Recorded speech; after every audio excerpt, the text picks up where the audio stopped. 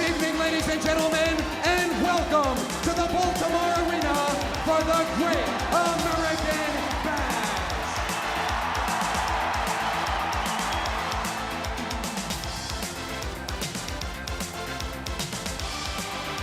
Ladies and gentlemen, the first contest of the Great American Bash, a special scaffold match, the Skywalkers 2. Each team has two ways to win this match. First, by capturing the opposing team's flag, or secondly, by knocking a member of the rival team 20 feet down to the mat. Introducing team number one, first from Motown. He weighs 403 pounds, the Rapmaster, P.N. News. His tag team partner from Huntsville, Alabama, 233 pounds, Beautiful Bobby.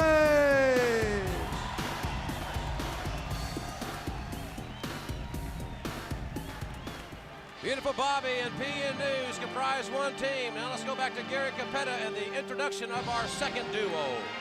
And ladies and gentlemen, their opponents. First, he is from Hollywood, California. He weighs 253 pounds, accompanied by Lady Blossom, the WCW World Television Champion, Stunning Steve Austin. His tag team partner from Vero Beach, Florida, 236 pounds, the computerized man of the 1990s, Terrence Taylor.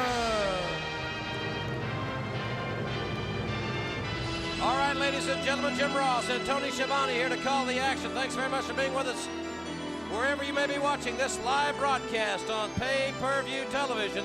And Tony, this is a very unique matchup, to say the least. It sure is, Jim. First of all, let me say, great to be working with you once again. We have a great crowd on hand here in Baltimore. And I wonder, as you take a look at Stunning Steve Austin, why the World Television Champion, especially now that he is a title holder, would really put his career on the line to go up on the scaffold against the man that we're watching right now, who we know is really one of the masters of the scaffold match. I can only speculate the reason for that, but he is certainly, I guess, stepping into an area that he's never been in before, because the only man in this contest that has had experience on the scaffold is a man that's already up there, Beautiful Bobby. Great camera shot. You can see from the wrestler's perspective down, and they are approximately 25, maybe 30 feet above the ring. I didn't check it out before we went on the air, so fans, I apologize. I'm not getting near the scaffold, I can tell you that. You know, Jim, I can remember the very first scaffold match World Championship Wrestling had many years ago. I, for our video cassette, had to go up and do an open from on top. And it looks very high right there, but it even looks more so when you stand up there. And it's apparent that the Rapmaster was very brave. He walked right out to the center, and now finally Austin and Taylor on their way up. I can assure you that no one the size of the Rapmaster has ever competed in World Championship Wrestling in a scaffold match. 403.5 pounds. Interesting rules that not only do you have to throw your opponents off, that's one way to win. The other one is to capture the flag on either end. You see the red flags on either end there. P.N. News and Beautiful Bobby have already made their way up and are prepared for the bell to sound. Austin and Taylor coming up very carefully, and I cannot blame them whatsoever. Here we go. Not a good place to have vertigo, would you think? No, sir, it certainly is not. And the bell has sounded. And it looks as if, and not surprisingly, that Beautiful Bobby will start out for his team. Now look at the area they have to wrestle on. It's about the width of P.N. News' shoulders. And Beautiful Bobby, who has got a lot of courage. And Terrence Taylor, again, let me remind you, ladies and gentlemen, that's a small rampway that they're going to engage in hand-to-hand combat on. Well, he changed off now, so Austin's going to go out there. I know Bobby would like just to throw him off immediately. Bobby certainly would gain a certain measure of revenge against the World Television Champion, Stunning Steve, because it was Stunning Steve, who upset Beautiful Bobby for the television championship. Very unique event to kick off the Great American Bash here on pay-per-view.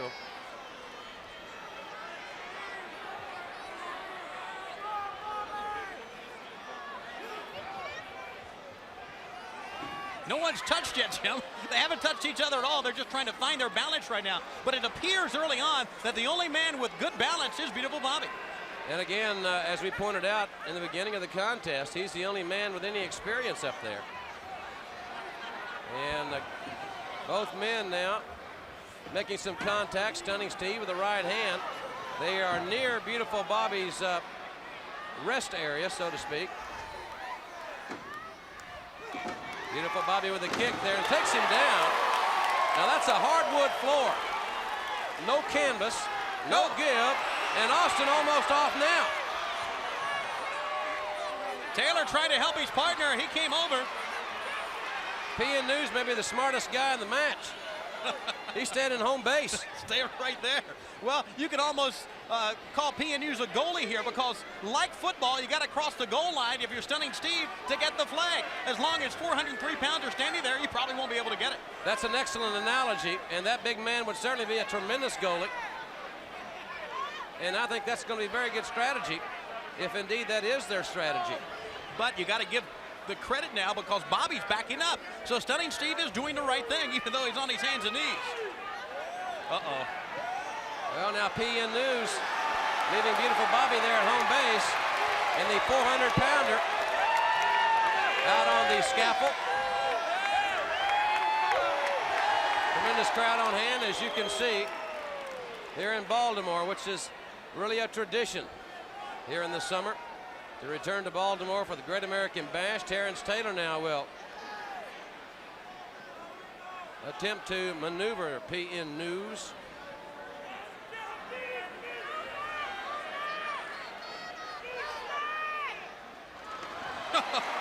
Showing his strength that time.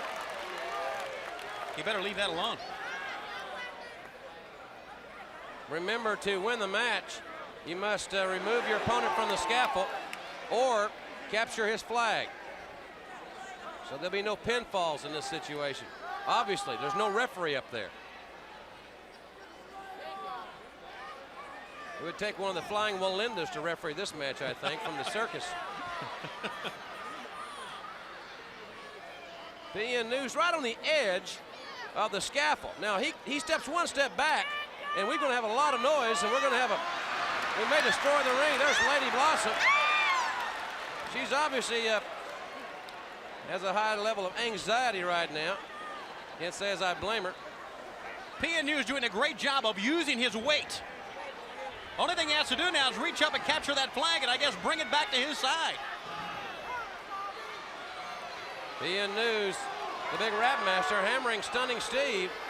Terrence Taylor and Beautiful Bobby now on the other side.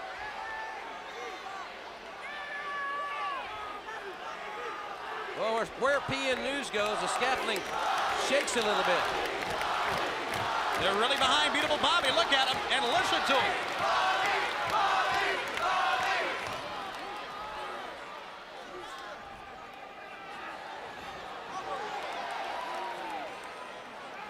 Some sort of takedown for Stunning Steve as we check in on Terrence Taylor and Beautiful Bobby.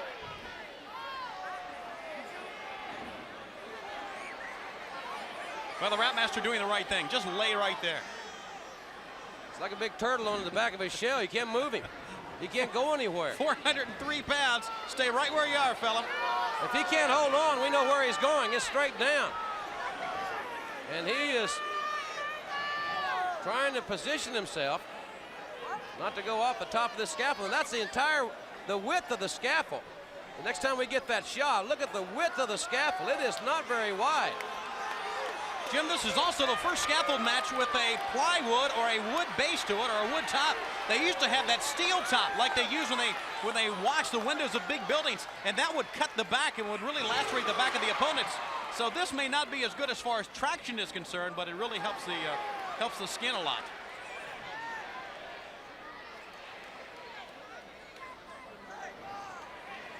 Way up in the air are these four.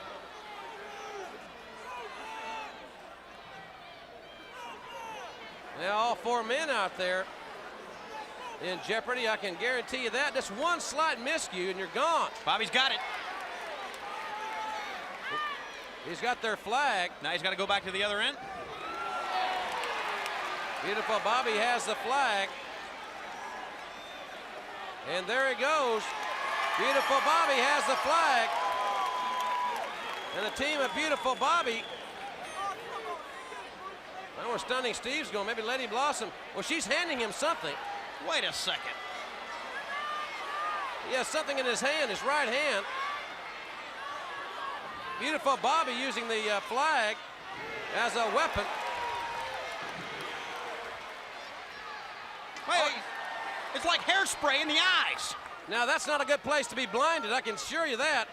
Beautiful Bobby felt his way back over to his part of the ring.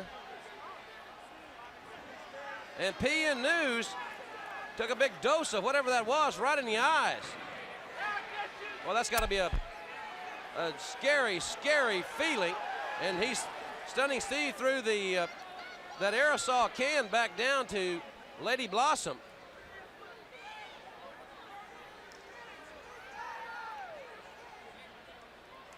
Ladies and gentlemen, the winners of the scaffold match, the team of the Ringmaster, PN News, and Beautiful Bobby.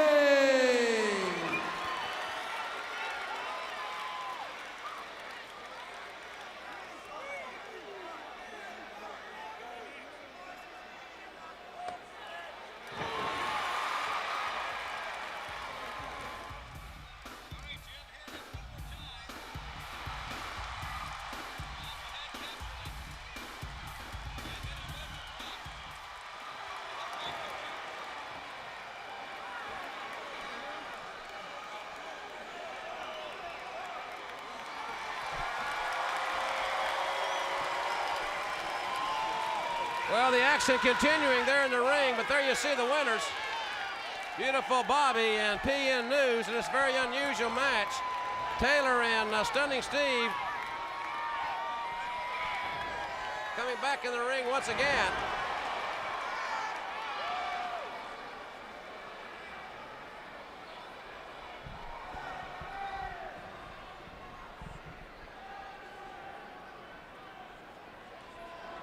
And ladies and gentlemen, that is our first event here on the Great American Bash pay-per-view. Tremendous crowd on hand for this annual summertime event.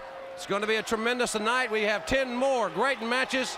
Of course, ladies and gentlemen, we are anticipating a classic matchup between Lex Luger and Barry Windham for the World's Championship. And hello again, everyone. Jim Ross and Tony Schiavone here in the Baltimore Arena. And Tony, so much controversy has come the way of WCW since July 1st surrounding the World's Heavyweight Championship. We know that Nature Boy Ric Flair no longer considered a WCW World's Heavyweight Champion, but we've had some recent developments. As a matter of fact, before we went on the air, we heard a very interesting announcement. Announcement was made before we went on the air. As you know, the world title was considered vacant. But since that time, WCW has attempted to reinstate Nature Boy Ric Flair with another offer, but he has turned them down. So, you know, this is our 7th Great American Bash, Jim, but for WCW, this is number 1. This turns a new page, begins a new era for World Championship Wrestling. We'll see a new world champion here tonight. We certainly will, and it will be inside the steel cage. It will be Barry Windham and Lex Luger deciding who will be the new world's champion, but that will not be the only match in the cage. Eric Bischoff is standing by with Paulie Dangerously and Arn Anderson. Well, thanks, Jim and Tony. And what a weekend for sports fans here in Baltimore. Yesterday, the Orioles, their first no-hitter in 22 years. But in the minds of the fans here tonight, that pales in comparison to the excitement. Certainly a big part of that excitement. My guests, Arn Anderson, Paulie Dangerously, who are going to be in a cage mixed tag team action. Paulie Dangerously, you've got yourself into a situation with Missy Hyatt. It's culminating here in a cage, probably the most dangerous situation in your life. And a lot of people aren't too sure how you're going to come out of it. As this man always says, there's always a bottom line. Missy Hyatt, the bottom line is that I've already made a phone call, and it's not to one of the thespians that you're seeing behind Jason Hervey's back. I've made a phone call that guarantees you're through tonight in World Championship Wrestling. As for you, Rick Steiner, yeah, you can break me in half. And yes, if there was anybody else with me, you'd shut me up for good. If there was anybody else with me, it'd be over for Paulie Dangerously, except one thing, Rick Steiner. You will never lay your hands on me in your life because my partner is the enforcer. Ladies and gentlemen, Double A Arn Anderson! How about it, Arn Anderson? Steiner, if you had things your way, it would be to knock me out and then have your way with Paulie. Wrong. If you lock us in a cage, if you treat us like criminals, then we're going to commit a criminal act. Not jaywalking, not petty theft. It's going to be aggravated assault on you, Steiner. The indestructibility of the Steiners went away when Scotty put that arm in a cast.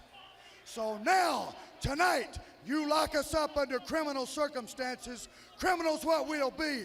You give us a license to steal we're gonna do. And Missy Hyatt, you stick your head through the ropes, I'll make a real woman out of you. Well, you heard it. No lack of confidence on the part of Arn Anderson or Paulie Dangerously. Back to you guys. All right, Eric, thanks very much. And Tony, as we said, we are looking forward to the matchup with Barry Windham and Lex Luger. Windham, number 2 in the rankings. Luger, number 1. Luger, the United States heavyweight champion. I'm sure many of the fans remember that Lex Luger and Barry Windham were once tag team partners, and very successfully, they were the world tag team champions at one time. Many people have said Lex Luger now has to prepare for Barry Windham, but Lex Luger was preparing to be the world heavyweight champion. We've said it so many times on Nationwide TV that Lex Luger has been more focused than we've ever seen, and we had a chance to see him briefly in the back dressing room area. I think Lex Luger is really prepared, but I know, and you know, the type of athlete Barry Windham is. It should be a classic matchup. Should be a great matchup. Both men have had equal time to prepare for each other.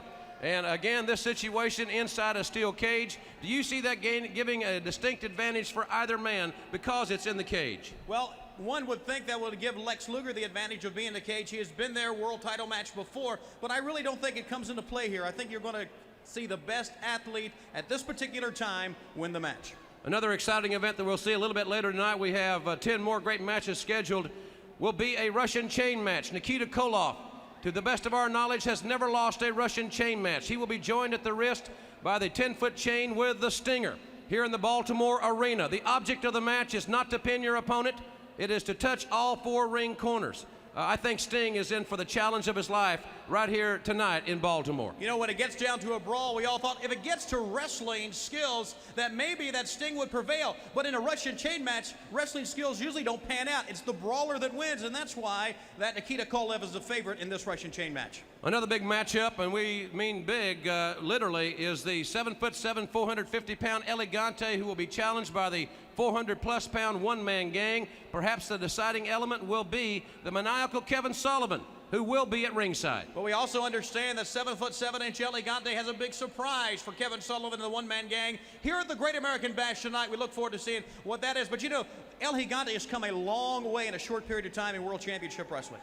He's improving his wrestling ability. He's also improving his English. We had a good conversation with him a little bit earlier today. Now we have another matchup I'm very interested in seeing. I saw these guys at the apex of their tag team careers. At one time, they were considered one of the greatest tag teams ever in WCW. I'm speaking of the Rock and Roll Express. It will be Richard Morton representing the York Foundation against his former partner, Robert Gibson. What do you think about that one? I give it to Richard Morton because he's a member of the York Foundation. It should be a great match, though. It's going to be a great night, ladies and gentlemen, exclusively here on pay-per-view. Now let's go back to Gary Michael Capetta. Ladies and gentlemen, the following contest of the Great American Bash, it is set for one fall. Introducing first, accompanied by the chairman of the board of the Diamond Exchange, Diamond Dallas Page. He weighs 298 pounds. The Diamond Stud.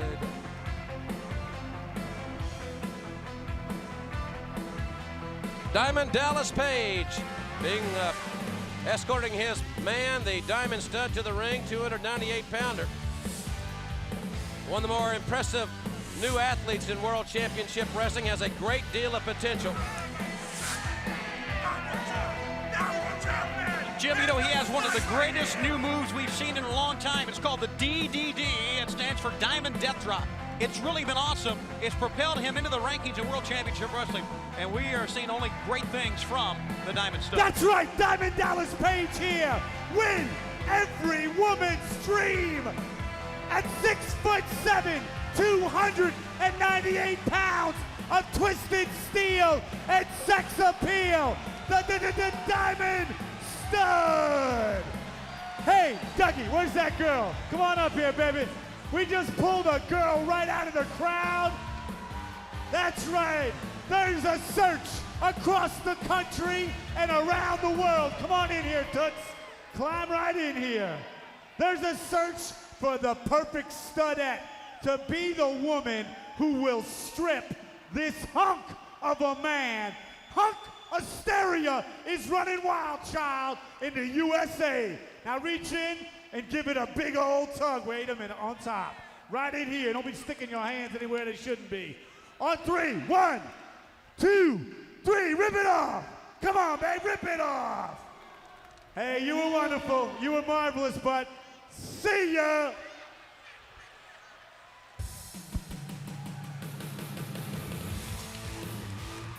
Ladies and gentlemen, his opponent from Minneapolis, Minnesota, weighing 251 pounds, the Z-Man.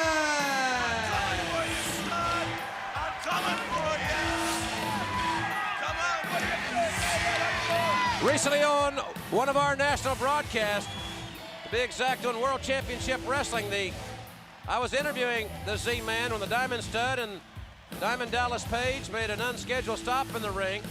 Quite an altercation ensued, and the Z-Man up and over the top rope. Double clothesline, out goes Diamond Dallas Page, and the Z-Man, with tremendous animosity and explosion, following the Diamond Stud in, and Tony the Z-Man not waiting to build momentum. He has caused momentum right here. Oh, Page pulled the top rope down, and Z-Man fell right to the floor.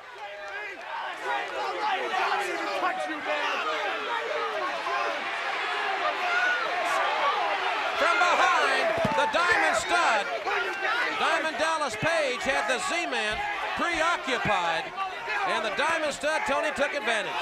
They have suckered the Z-Man early on into their game plan. The Z-Man has so much energy, and now he's in the gallery somewhere. They took him on the outside. They've used every trick that they can think of, and the Z-Man walked right into it. Diamond Stud, 298-pounder coming off the apron now. You know, the emotion plays such a part of professional sports, and the Z-Man was sky high emotionally coming into this matchup, and it may have backfired on him.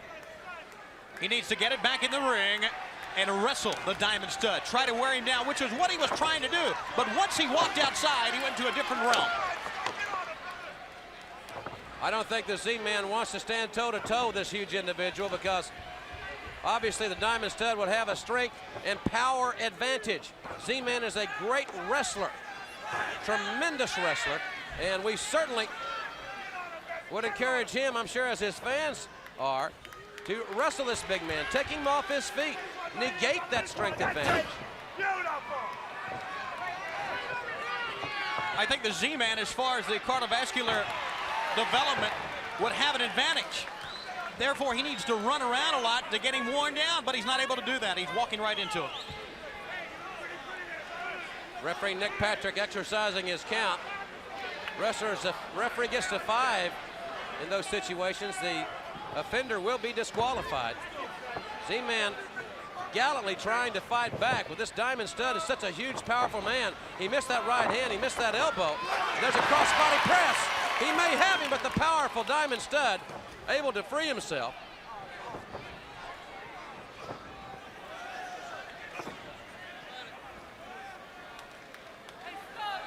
Diamond Stud pushes Z-Man back in the ring, nails him with a chop. Right here, Jim, Z-Man, if he can, needs to get out of the corner, maybe loosen it up a little bit, run around the ring, make him chasing. Because that's exactly what the Diamond Stud would do in this case, and it could wear him down. But he's staying right in there, content just to battle it out. He's not going to win like that. Tremendous Irish whip. Again, another example of the outstanding power possessed by the Diamond Stud.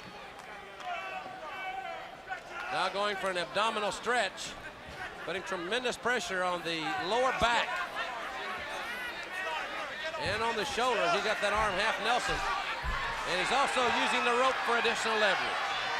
You also need to remember the Z-Man coming off of an injury himself not too long ago on that arm, that right arm of his. So that arm is very, very weak. And the Stud taking advantage of it. Boy, Diamond Dallas Page does not shut up, does he? Talks all the time. The abdominal stretch being applied by the Diamond Stud. Referee questioning the Stud regarding his use of the ropes. I have yet to see a wrestler admit to a referee that he did infract the rules.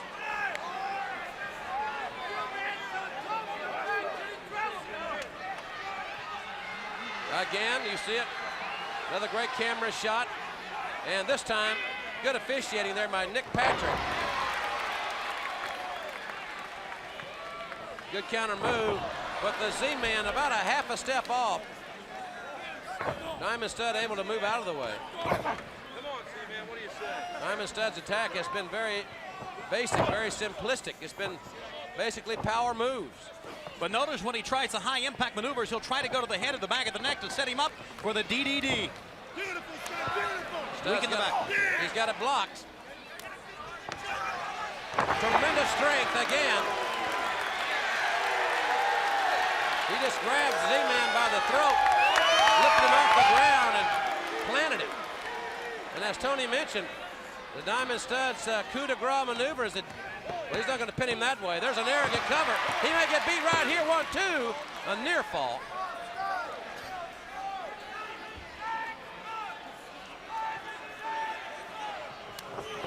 Another high impact move, a clothesline this time by the Diamond Stud. And the Z-Man has got to get back on a more mobile offensive attack. And he's not been able to at all during this match. It started early, but when he walked outside, it completely changed the complexion of the match. Trying to get him over, but the Diamond Stud exercised a very wide base. Came back with a right hand.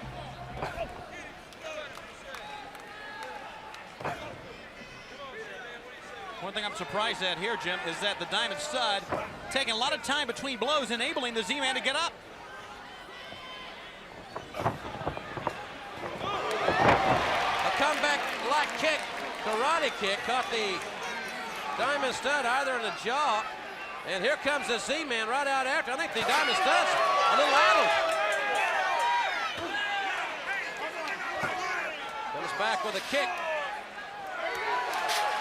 And this time the Stud is rammed stomach first into the security railing.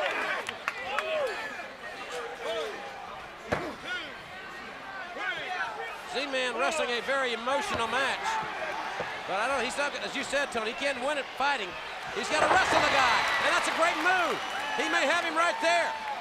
Z-Man, the drop kick off the top, and Diamond Dallas Page with a slap, an insulting slap to the face. And now, Jim, here we go. Z-Man has Diamond Dallas up on that apron.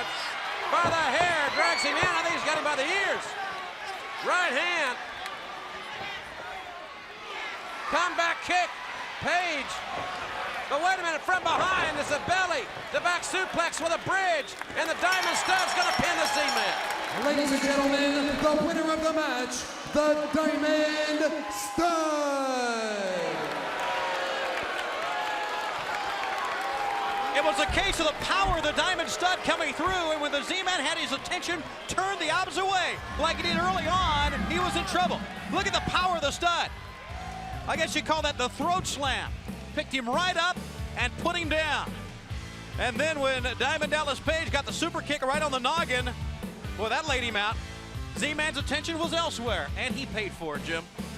Diamond Stud using a wrestling maneuver. Belly to back suplex and a bridge to defeat the Z-Man.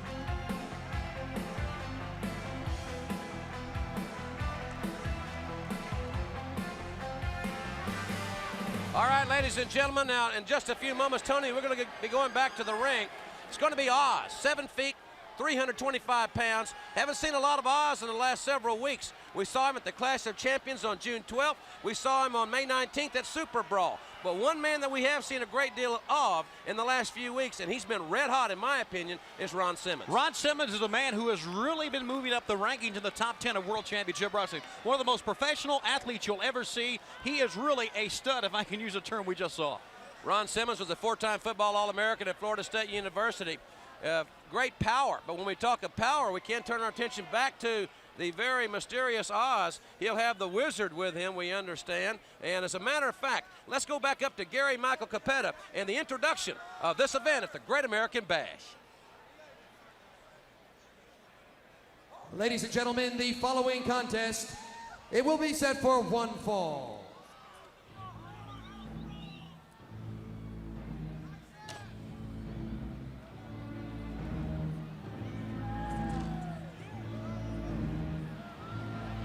Introducing first, ladies and gentlemen, he stands 7 feet.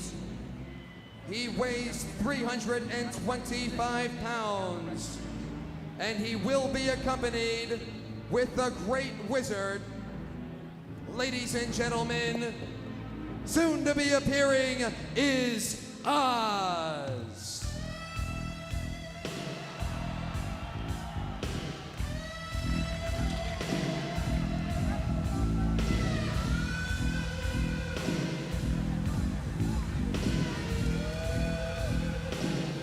Oz, 7 feet, 325 pounds.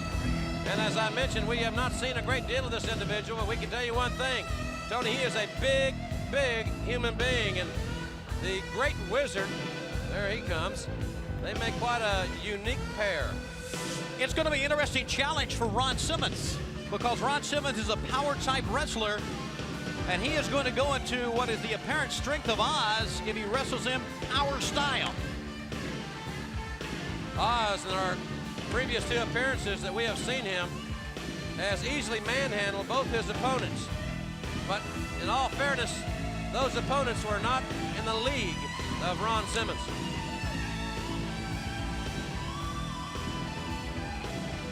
Big individual. In the limited opportunity that we have seen Oz compete, I've noticed he's a very agile man for someone his size. He's not a big plodding super heavyweight. He's got good agility. And obviously when he disrobes, you're going to see that the man is huge and obviously very, very strong. You know, they say you can tell a great athlete and a confident athlete just by the way he walks. And that was a confident strut we've seen in the ring.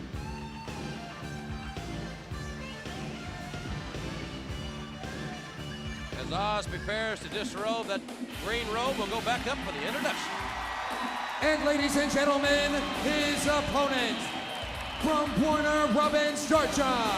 He weighs 278 pounds. The All-American, Ron Simmons. As many of you know that follow our broadcast, Ron Simmons was 4-time football All-American at Florida State. He finished 8th in the Heisman Trophy balloting. No defensive lineman since then has finished that high. A couple of years ago, in a very stirring ceremony in Tallahassee, they retired Simmons' jersey. I remember when Oklahoma University was preparing to play Florida State in the Orange Bowl, Coach Barry Switzer said, "We think we've got a great game plan if we can block Ron Simmons." And it was a 18-17 victory for Oklahoma, but it could have gone either way, and Simmons had a phenomenal game. Let's see if he can rise to the occasion here, because I really believe that Ron Simmons has the potential and the athletic skills to be someday a heavyweight champion of the world. Speaking of great game plans, notice, if everyone did that time, that Ron Simmons, when he came into the ring, he waited, he stuck his head in first, kept his head up, did not give Oz an advantage of maybe hitting him when he goes through the ropes. It happens so many times in wrestling.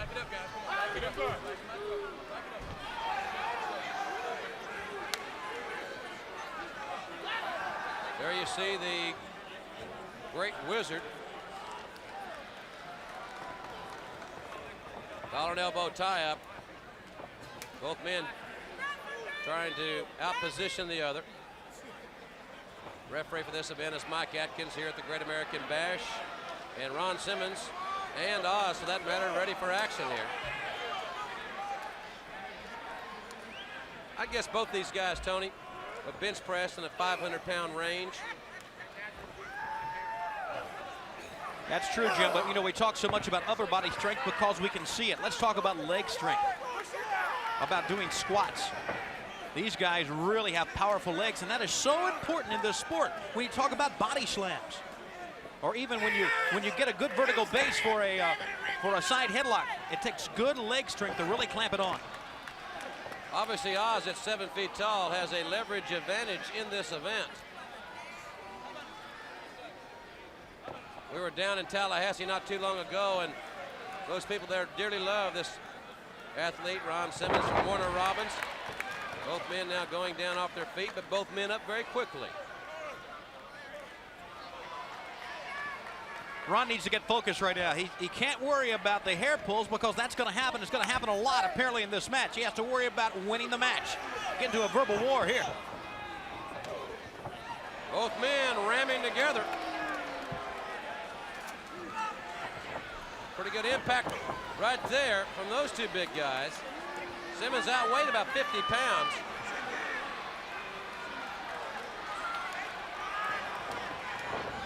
And Oz catching Ron with a foot right to the face. And Oz, I'm just guessing, but I'm not Al Bundy. I don't work in a shoe store, but it looks like he wears about a size 17 or 18 shoe. Football block, down goes Ron Simmons. Well, he's been knocked down before. Ron Simmons has gone up against some offensive linemen in his day who were much bigger than he was. He had to use his head, and he did just that. Good drop toe by Ron Simmons, getting his bigger opponent off his feet. Simmons now poised. He measures him here. Ron very cautious. And we notice now the slight limp in the left leg of Oz as he raked the eyes, again attempting to gain an advantage.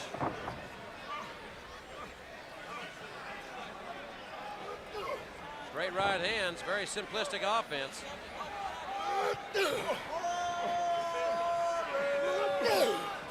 Knee right to the ribs. Irish whip. And Simmons retaliates with a knee to the solar plexus. Catches Oz with that clothesline. Oz down on both knees. Simmons nails him again. Oz almost out on his feet. Simmons going for it again. And this time, he takes the big man up and over the top rope. Got to give Simmons a lot of credit. He knew exactly what he wanted to do, and that was to take the big guy out of the ring. And he didn't give up until he got what he wanted. Oz stepping back up on the apron. And you can almost tell that Oz's spirit may be affected a little bit because he didn't step over the top rope that time. He stepped between the ropes. Therefore, the cockiness or the confidence or the concentration may be waning right here. This is a huge man. He wants a test of strength with Ron Simmons.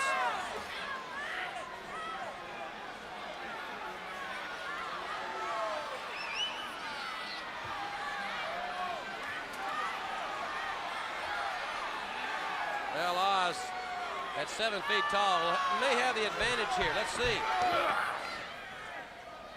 As he presses down, the advantage will go to the taller man in most cases, unless there's a decided strength advantage from the smaller man, and that's not the case here, I don't think. But that's because of the obvious angle you have pushing down, and of course Oz is going to make sure he's down with that foot, but you know, it takes a tremendous athlete to have the background of a Ron Simmons. And he knows what it means to say gut check. And you can better believe he's thinking about gut check right here. Simmons was not the most highly recruited athlete coming out of high school. He did get a full ride at Florida State, but it was long before their glory days that they're in now, as they're predicted to be the #1 team in the nation in preseason. But he worked hard and he overcome a lot of obstacles. Good move there by Ron Simmons. That's a good wrestling move.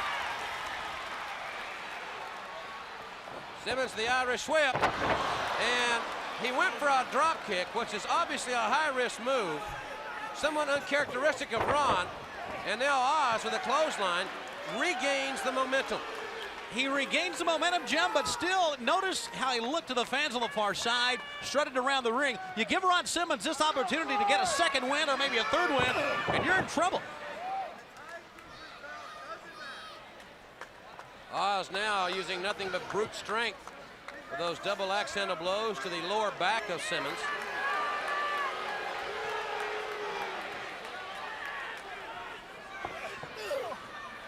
Knee to the back now.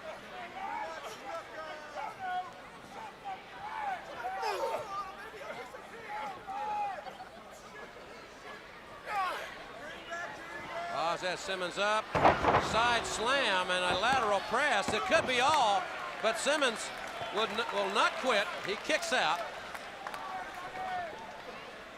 Outside goes Ron. And the Wizard with a kick to the ribs. Very well placed.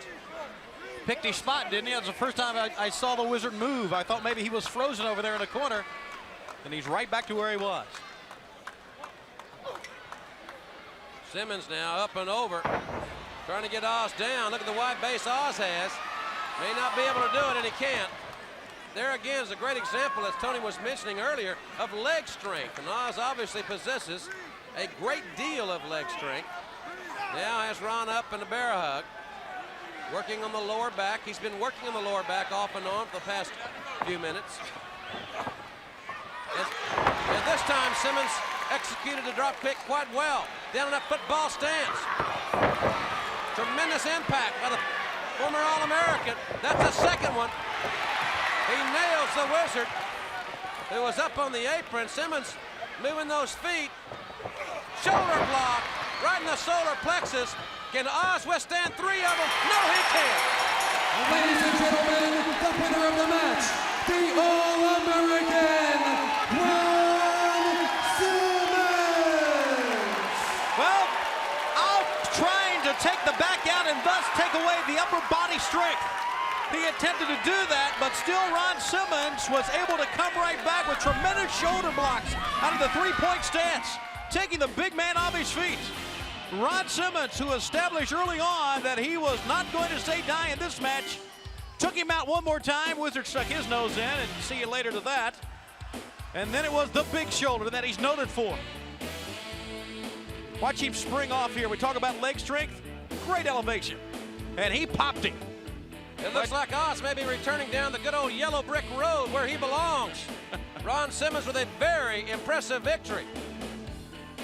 You know, ladies and gentlemen, as Tony and I mentioned earlier, one of the great matchups, and I really think it's going to be a tremendous matchup in just a few moments, will be between two former partners, two guys who are really almost like brothers, Richard Morton and Robert Gibson. They know each other so well. They can probably predict each other's move. So, it should be a tremendous matchup. The fans are really going to be into it. It's one of the most awaited matchups as far as you and I are concerned. Fans, we're going to see that matchup in just a few moments, but right now we'd like to show you this week's WCW Top 10. Here's a look at the WCW Top 10 as compiled by promoters and members of the board of directors of World Championship Wrestling. The number 10 man, Johnny B. Bad from Macon. He is preceded by the number 9 man, former All-American from Warner Robins, Georgia, Ron Simmons. The number 8 man this week, the Diamond Stud out of Tampa, Florida. Up one notch this week, the 7'7" Argentinian giant, El Gigante.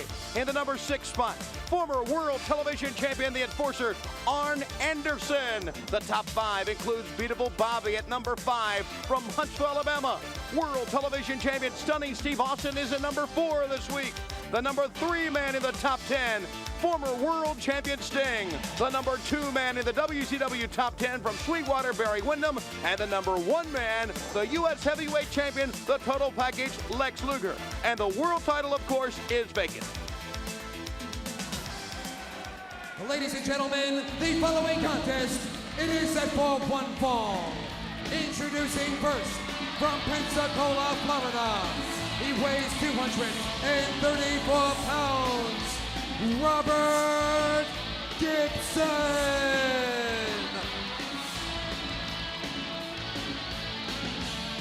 Robert Gibson making his way to the ring. I want to remind everyone that Eric Bischoff tonight will be venturing into Missy Hyatt's locker room to interview her before her big mixed gender match a little bit later tonight.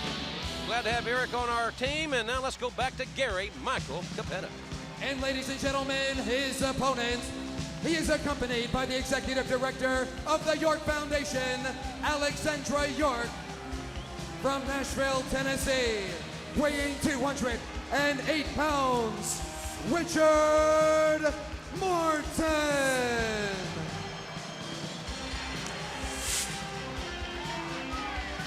Well, Tony, already a little story here to be told, because we are without Mr. Hughes, the head of security of the York Foundation, and I think that goes to show everyone just how confident Richard Morton is in this matchup.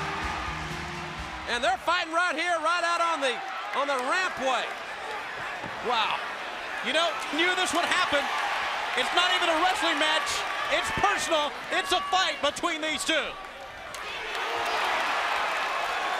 Morton and Gibson now finally going toward the ring. Gibson in. These guys are one-time World Tag Team Champions. As a matter of fact, they won them on 4 occasions. And Robert Gibson has so much to revenge on his mind. So many major scores to settle with that match.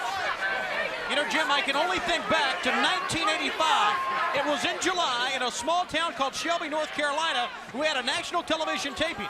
We had never heard of Ricky and Robert, and they were going after the World Tag Team title against Ivan Koloff and Crusher Khrushchev. They won that match, instant sensations. Their trademark has been the bandanas that both men are wearing right now. Right hands. Well, Tony, I knew them quite well before 1985, and they're a tremendous team and always have been. But those days are long gone. Up and over comes Richard Morton, and he is nice reversal there, the Irish whip. You talk about two guys knowing each other's every move. I mean, these guys traveled together for years. They were really like brothers. I don't know of any team that I've ever been around in WCW that has ever had the relationship, perhaps other than the Steiner brothers, as Ricky Morton and Robert Gibson. Talk about knowing every move. There was a case right there. Ricky Morton reversed a move, and then he had a move of his own. Robert just scooped him up and slammed him down. Ricky really is dependent on the computer, which is really uncharacteristic of Ricky Morton. On June 12th at the Clash of Champions, Ricky Morton officially became a member of Alexander York's York Foundation. Robert Gibson came to the ring to try to basically talk some sense, as he saw it, into his partner. And for his trouble, he was sucker punched and pile driven. And this is the first time that these two have been in the ring together since that moment. You know, we saw the Z-Man start off very, very quickly earlier tonight with a great deal of emotion. We know Robert Gibson is also a very emotional athlete. He felt so betrayed that Ricky, not only for Robert's sake, but Robert felt badly, more badly for the fans that have followed rock and roll for so many years, as he did for himself. You think Ricky is stalling for so long because maybe he doesn't have a good game plan coming in? I mean, he's really wasting a lot of time here. I think he's trying to frustrate Robert somewhat. He knows the emotional pitch that this man, Robert Gibson, is in right now, Tony. Robert now with the advantage in the corner. Referee Bill Alfonso trying to maintain a little law and order here. Good officiating there, separating the athletes. They were in the corner. And Morton, every time that Robert starts seemingly to gain any momentum, Tony, Morton leaves the ring, and that's got to be very, very frustrating. And see, that's why I think that, you know, there's a couple of ways you can referee a match. It's just like refereeing an NBA final. Either let them go at it or step in between them. Bill Alfonso is making sure that cooler heads prevail. But I don't know. I think I'd like to see him just let them go at it. Tremendous crowd on hand here in the Baltimore Arena for this pay-per-view. We certainly appreciate you fans allowing us to come into your home once again on this pay-per-view event. Of course, the next pay-per-view in our sport will be in October, and that will be Halloween Havoc. Morton not very popular here, to say the least, with the majority of these fans here in the arena. Well, it's because they've been let down. You and I both know the legions of fans they had everywhere.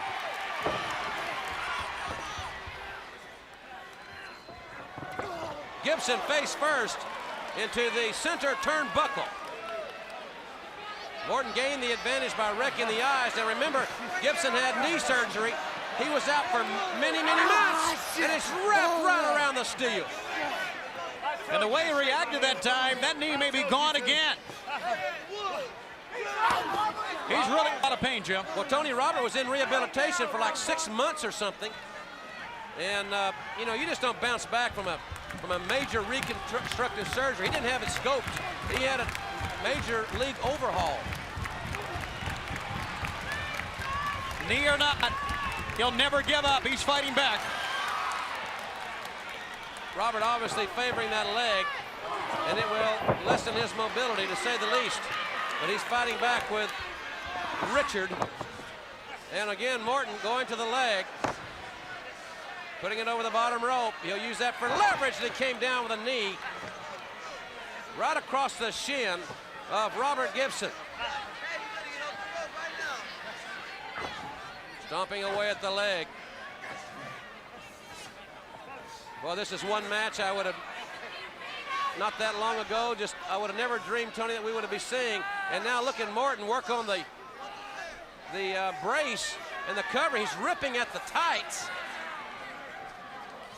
Gibson has a very heavy brace on the right knee, and Morton ripping at the tights. Wow.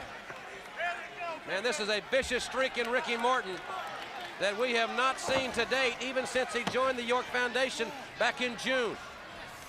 You may not like it, Jim. It may not be the most honorable thing to do, but let's face it, it's a smart game plan. It really is. It's legal to work on a leg to one part of the body, and that's exactly what he's doing. Going to his weakest part, and he's very effective right now. You can see there moments ago that heavy brace that Gibson is wearing. And Morton working on it again. He's got a brace and a knee pad as Bill Alfonso exercising his count, and Morton's got to be careful. If Alfonso gets to 5, he'll disqualify Richard. Spinning leg lock, and there's an inside cradle. 1, 2.5. Great counter wrestling.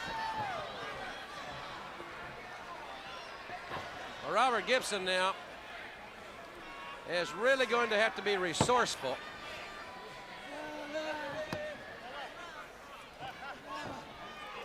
Overhead, step over toe hold or leg lock, a modified version, I should say. Morton's knee was almost like a leverage point there. Look at the brace. Well, he is nothing short of vicious here. He's not even attempting to pin his former partner. He wants to hurt his leg again. And I'll tell you, to be quite honest with you, ladies and gentlemen, after enduring major reconstructive surgery, if Gibson sustains another injury to that knee, I'm not an orthopedic surgeon, but I would say it would certainly lead to the end of his career. But he won't give up, and you know that's a characteristic of the former team, the Rock and Roll Express. Never give up. Gibson got him over and went for the pin, got 2 out of it. And Robert holding his leg, but Morton goes right back to the knee.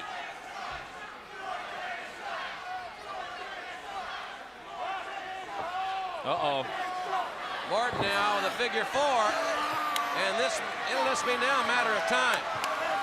There's absolutely no way that Gibson can withstand the pain of the figure 4. It looks like he is enjoying what he's doing. Look how far he is from a rope, which would be his only way to escape right now, I would think.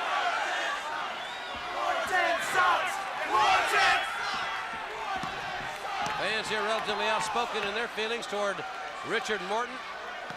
Again, Morton with that figure 4. He doesn't quite have it locked in. The figure 4 is not one of Morton's specialties, but he's got it locked in good enough that it may just be a matter of time, as we said. Yeah, it doesn't have to be a specialty. Only thing you have to do is execute here with a weakened knee. Notice how the left leg is right across the kneecap.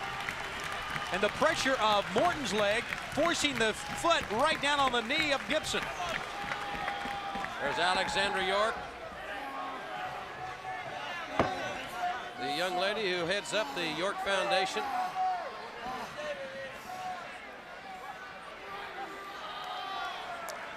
Again, Morton with the figure 4.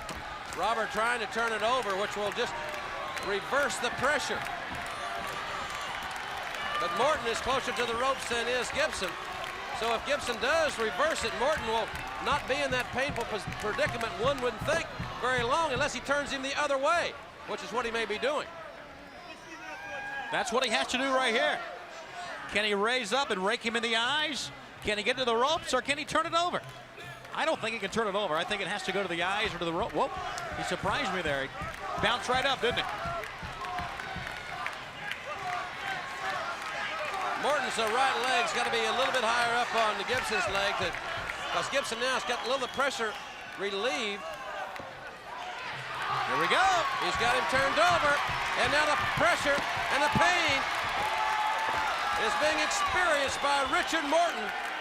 Referee Bill Alfonso asking Morton if he wants to give it up. And Morton got to the ropes. Jim, what happens here when he turns him over? The pressure now of Gibson's leg is on the Achilles tendon of Richard Morton. And that is really painful. Morton limping, but the real pain is being felt by Robert Gibson. Well, and Morton right back on the knee. He had one thing in his mind when this match started. It didn't take a computer to figure out that Gibson had a bad knee. But what I'm sure the computer could tell Miss York and company is just how badly the knee was to begin with, and the shape it was in now, even though Gibson's going through the rehabilitation. well, he's right. That's what it's all about. It's all about winning a wrestling match. It's all about going after one part of the body. The hardliners will tell you that. In this case, it's a right leg.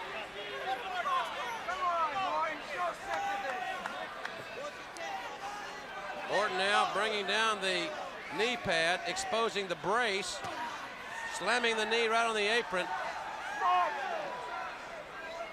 Well, Robert Gibson is showing tremendous courage. Wow. But he can't even stand now. He can't. You know, his flying maneuvers, you can forget about that here on July 14th, because he's not going to be able to get up in the air on one leg, but his right hands seem to be pretty effective. Gibson having to use the ropes to stand.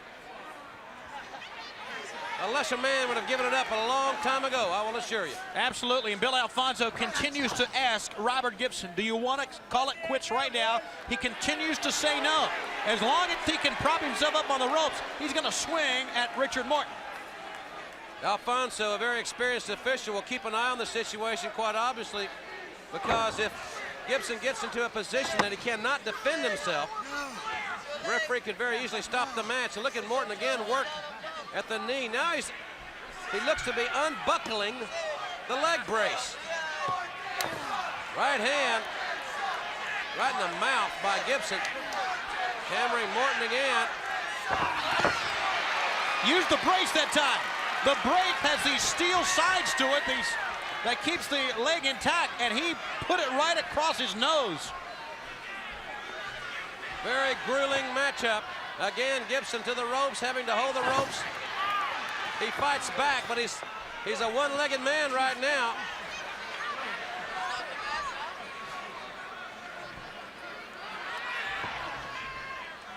Kick again to the leg.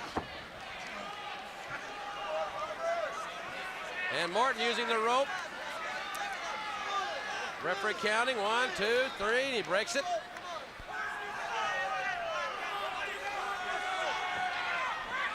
You know, I thought we'd see an entirely different match. I really did, Tony. I thought it would be a catch-as-catch-can, very quick, fast-paced match. Both men waiting for the other to make a mistake and to capitalize on it. But because I didn't think in my wildest dreams that Morton would have this much hatred and this much animosity towards his former partner. Well, Jim, it's just like you said before, and you're right on the nose with it. He is trying not only to win a match, but he's trying to end the career of his former partner. And he's very close to it right now, I might add. Robert in the ropes. Again, the referee will break the maneuver, but not before Morton drives his knee back into the brace. And look at that leg of Gibson. It's almost limp. His knee very, very loose. Again, Morton kicking away this time at the underside of the knee.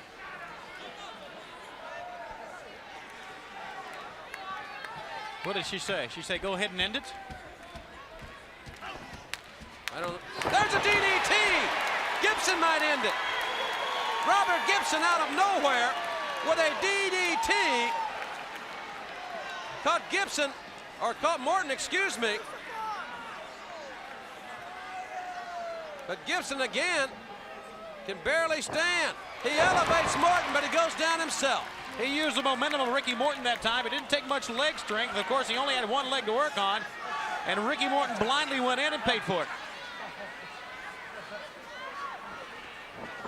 Oh, Robert went for a drop kick, and I don't think that was real sound strategy. That was more of emotion than the common sense, Tony, at this point in the match. No, Ricky saw it coming. Oh.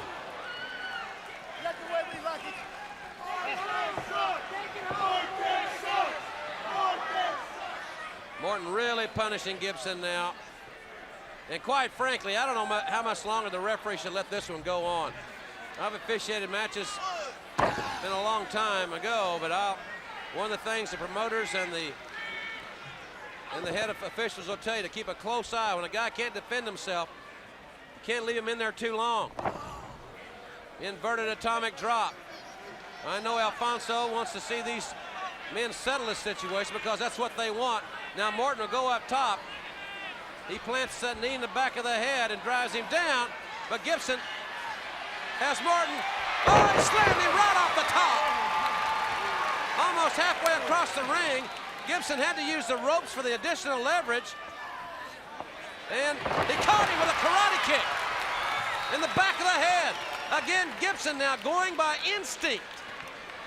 Morton crawling through the ropes. He needs a rest. He needs to shake his head loose a little bit.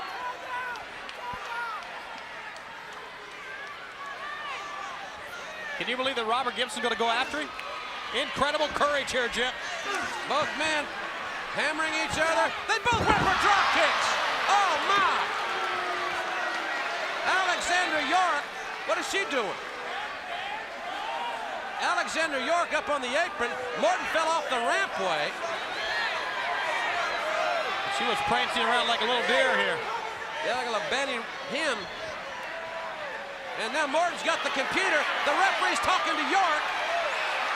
Morton's got the computer right on the back of his head. Morton's got him wrapped up. The computer was the difference. Ladies and gentlemen, the winner of the match, representing the York Foundation, is Richard Morton. Well, the big crowd here in Baltimore not very pleased. But I'm more concerned right now. They are very irate at what has transpired here. But I'm certainly concerned over the well-being of Robert Gibson. His knee had just tremendous pressure put on it. You know, I can only say incredible here because he had taken the knee absolutely out. One of the most painful things you can do, and this was after many, many minutes of working on it, pull it the other way. But after the knee, after all the punishment, it came down to the real cheap shot, right on the shoulder blade. And it stunned him, knocked the breath out of him, and that was it. Richard Morton stole this one away. Fans still to come, a tag team elimination match. Dustin Rhodes and the Young Pistols are standing by in the locker room area with our colleague Eric Bischoff. Just moments away, 6-man tag team elimination action. It'll feature the Young Pistols along with Dustin Rhodes. They will face the Freebirds and Bad Street. How about it, Tracy? You ready? You betcha, Eric. I'm going to tell you this, Freebirds. You got 3 thoroughbred racehorses right here that's ready to jump down your throat. So I want you to tie them boots on real tight because we're not coming for a wrestling match. We're coming for a fight. All right, how about it, Steve? That's right. 6-man elimination is the stipulation that Dustin Rhodes and the Young Pistols have been waiting for a long time. What that means is every time one man's beat, he's got to take a hike back to the dressing room. We get 1 gone, 2 gone, then number 3, he's out of there. And look out, Fat Daddy Stink, because you're the only one left. Tell him about it. How about it, Dustin, man? You've had your game face on for weeks. Birds. Young Pistols natural Dustin Rhodes. It's the greatest night of my professional career. And in a 6-man elimination match, baby, tonight, just a few short minutes, we're going to show you what 6-man tag team elimination is all about. And you can count on that, pallies. All right, Jim and Tony, 6-man action. They are indeed ready. Back to you guys. All right, Eric, and now let's go down to Gary Michael Capetta and the introductions. Ladies and gentlemen, the following contest, the tag team elimination match. Very briefly, at the end of each fall, the losing team member will leave the ring area. The one remaining wrestler, after all others have been eliminated, will win the match for his team. Introducing first, accompanied by their road boss, Big Daddy Dink from Bad Street, USA, in Atlanta, Georgia, the World 6-Man and WCW United States Tag Team Champions, the fabulous Freebirds. And they are accompanied with the latest member, Bad Street. Very interesting matchup here. Once you lose a fall, you must return to the locker room. And ladies and gentlemen, their opponents. Introducing first, from Wyoming, Steve Tracy, the Young Pistols. Their tag team partner, he hails from Austin, Texas. He weighs 261 pounds. The natural, Dustin Rhodes. 6-man elimination tag team event. This one will be fast-paced. You can count on it. Randy, don't call me Pee Wee Anderson, the referee for this one. And old Pee Wee's going to have his hands full, Tony. Yeah, and also one thing about Randy Anderson, he has been one of those referees that will let them go at it. And when you got 6-man elimination and you got the guys the caliber of the Freebirds and Bad Street, they will go at it. You know, we've been awfully impressed with Bad Street. Here's a guy. It's not our fault. That's right. Yeah. It's not our fault. Certainly not his fault. Baby, I get it. I get this thing going. Here's a guy who's been using. Fight him now. One of them. All right. Happy birthday. Was that their strategy session right there? Sound like a pretty loosely held meeting. No agenda there. But Bad Street has been using the move called the 911, as they call it, which is a DDT off of the turnbuckle. It's been very effective.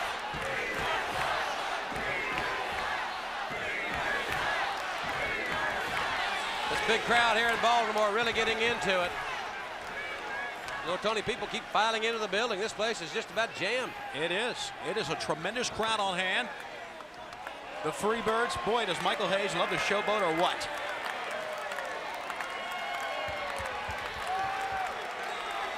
He's going to try to get the moonwalk back in style.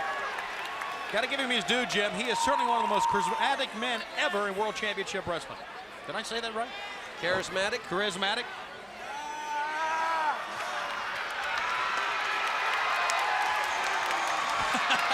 Well, I think Dustin's more suited for two-stepping, and let Hayes stick to the moonwalking. Dustin having some fun there with Hayes. Hayes starting out very quickly and very soundly. Irish whip. And the young 21-year-old kid from Austin, Texas, retaliates. Good move there. Has him up. Good scoop slam. Here comes Garvin. He slammed. Elbow. Another elbow. Bad Street. Tried to come off the top rope, but Dustin just stepped right out of the way. Well, that was uncharacteristic of Bad Street. He really telegraphed coming off the top. It only took the big guy from Texas one step back and one elbow in. Freebirds having a little huddle here, regrouping. I see Dennis Brent, the editor of the Wrestling Wrap-Up. Of course, we're very pleased that the WCW magazines will be going on the national newsstands on August the 6th.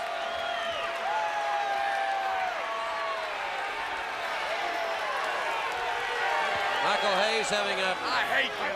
Yeah, that's exactly how he feels about the fans. He took the words right out of my mouth.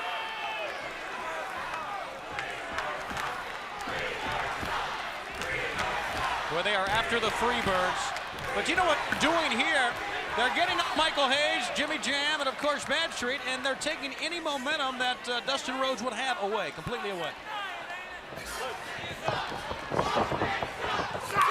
And a knee to the back by Jimmy Jam Garvin on young Dustin Rhodes. Caught him right in the kidney area. And Dustin now back in trouble. The Freebirds with Hayes and Garvin, because we don't know about Bad Street, but they've got an experience advantage. Young Pistols clotheslined off the apron. They had their backs to the action, and that's not sound strategy. And Dustin takes Hayes and Garvin down. Young Pistols now on opposite corners. Keep your eye on them. Shoulder blocks right off the top. And the Freebirds once again fly to attempt to regroup.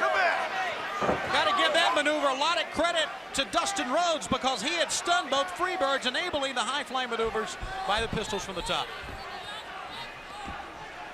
About the third conference that the Freebirds, Bad Street, and Big Daddy Dink have had here in the contest.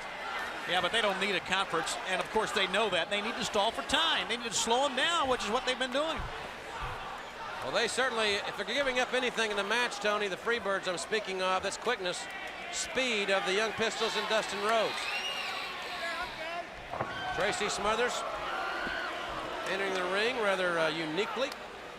He's a quick kid, and Jimmy Jam Garvin, another experienced veteran. Not only are the Freebirds the six-man tag team champions with Bad Street, but they're also the United States tag team champions. So the Freebirds hold 2 out of 3 of the tag team championship belts in WCW. Look at this.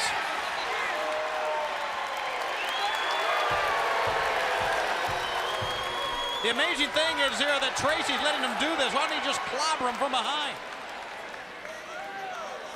Again, the Freebirds stalling. Maybe this match needs a 24-second clock. Knee to the midsection by Jimmy Jam Garvin. Takes Tracy back to the corner. And Tracy, young, good kid, but he waited. You don't give these guys the opportunity to regroup. Nice elevation by Tracy. And a drop kick, and now maybe the Pistols, well, went for a drop kick. Garvin very adeptly stepped out of the way. Tag made. Steve Armstrong will be the legal man. Elbow by Tracy. And Steve is the legal man in there. I think Garvin's a little confused. Bad Street slammed in.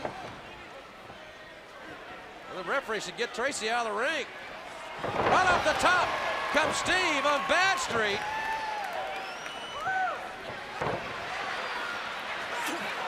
And Bad Street very disoriented.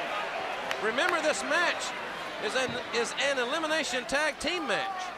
And when a decision is rendered, the loser must return to the locker room, and obviously it's going to make it 3-on-2 for a while, and it could conceivably be 3-on-1. You got to give Steve a lot of credit that time. He remained perched in that corner until the right turn. Even though it looked like Jimmy Jam was really out of it, he waited until Bad Street came in, got his right target, and went for it. Tag made, Jimmy Garvin in. Good leapfrog, good quickness there. Hayes shows good agility as well. And this time, Bad Street pulled the rope down, and Tracy went right out over the top rope. There's Big Daddy Dink winding up. Caught Tracy with a clothesline, and the referee was back in the ring. He's being distracted. This may be the toughest assignment of the night for any official, Tony. Absolutely. You've got 6 guys. You've got a road boss. Really tough for one guy to keep the focus on the legal men in the ring. But before it's over, more than likely, it could boil down to one-on-one.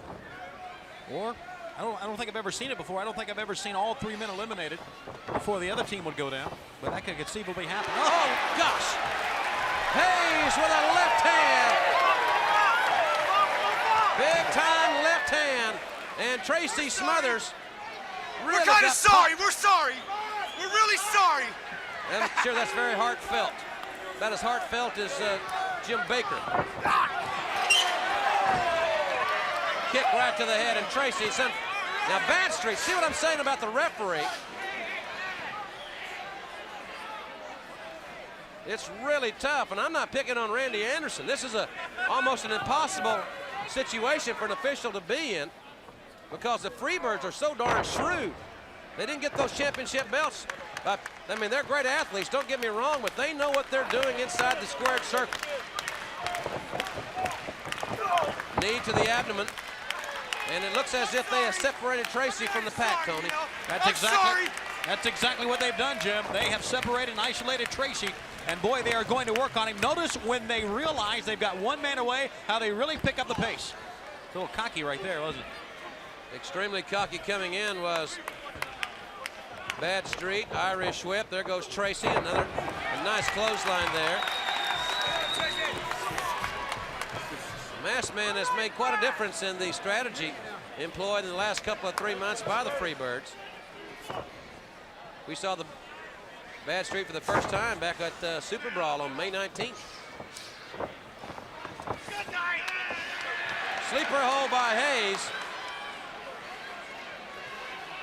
Hayes is a veteran, had his first professional match at 17 years of age, so he knows all about this hold. The key is that left arm. The forearm there, right on the carotid artery on the side of the neck.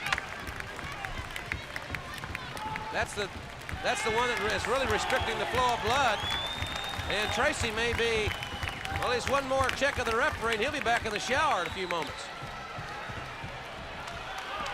He's very, very close to being eliminated. Tremendous crowd here. We want to thank everybody in Baltimore for their great hospitality and wherever you are for watching this pay-per-view event. Shot by Hayes. And now Tracy showing some emotion, Tone. Coming really back from that sleeper. Telegraphed it. Oh, man. Hayes in that left hand. I don't know of anybody else in WCW that can devastate you with a left like Hayes. You could see that attempted clothesline coming from Tracy, and it didn't take much for Michael to wheel around and nail him. Lateral press by Jimmy Jam Garvin on Tracy. It's been a long time since Tracy has been able to tag Steve or Dustin Rhodes. Modified sleeper. He doesn't have his left arm in the position to restrict the blood. He's just basically holding him at bay here, weakening him with that reverse chin locks, basically what that move is. And the way it looks on Tracy is that's really not hurting him that badly. Apparently, it looks like he's in it, and look at him start to come back, get on his feet. So I don't think it's a good hold.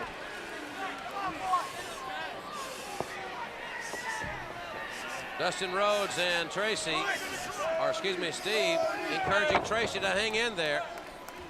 Tracy really needs to make a tag here, and I know that the Freebirds are going to make sure that they don't allow that to happen.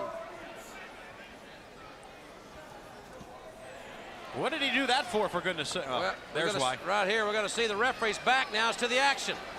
Again, the Freebirds in Badstreet showing their expertise in manipulating the position of the official. I didn't even see a tag that time. Good neck breaker by Badstreet. Lateral press. Will he get him? No, he will not. He got two.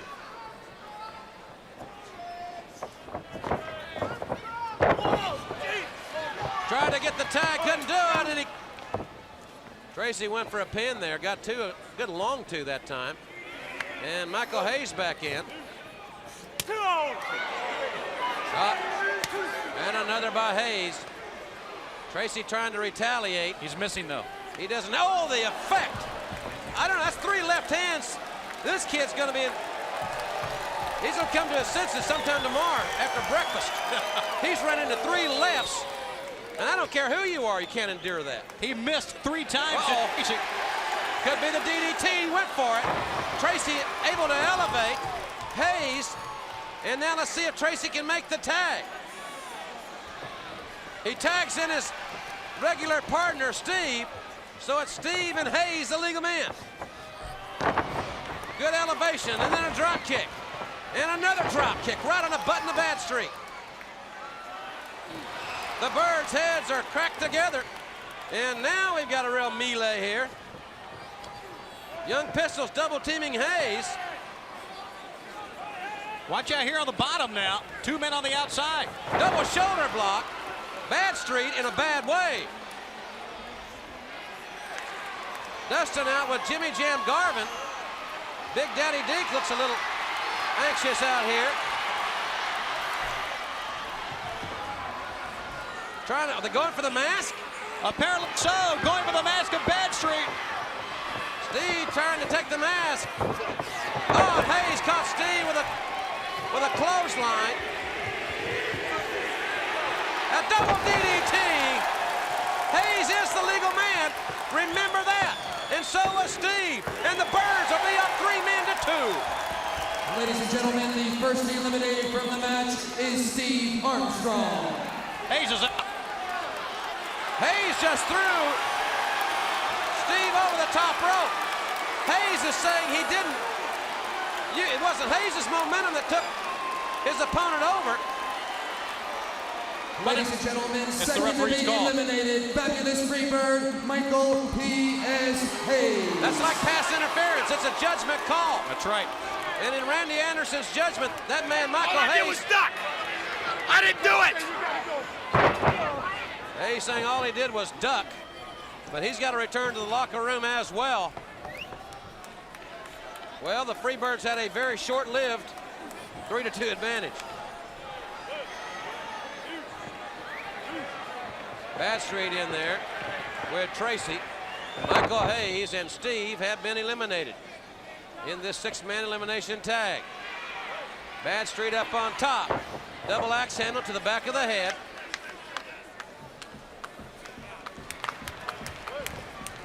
Exchange will be made here with the Masked Man and Jimmy Jam Garvin, but Tracy trying to fight out of the corner. Well, they've kept Dustin Rhodes isolated on the apron until now. Dustin in there with a tremendous right hand. Well, he got the tag, but the ref didn't see it. Referee did not see it, and another double DDT.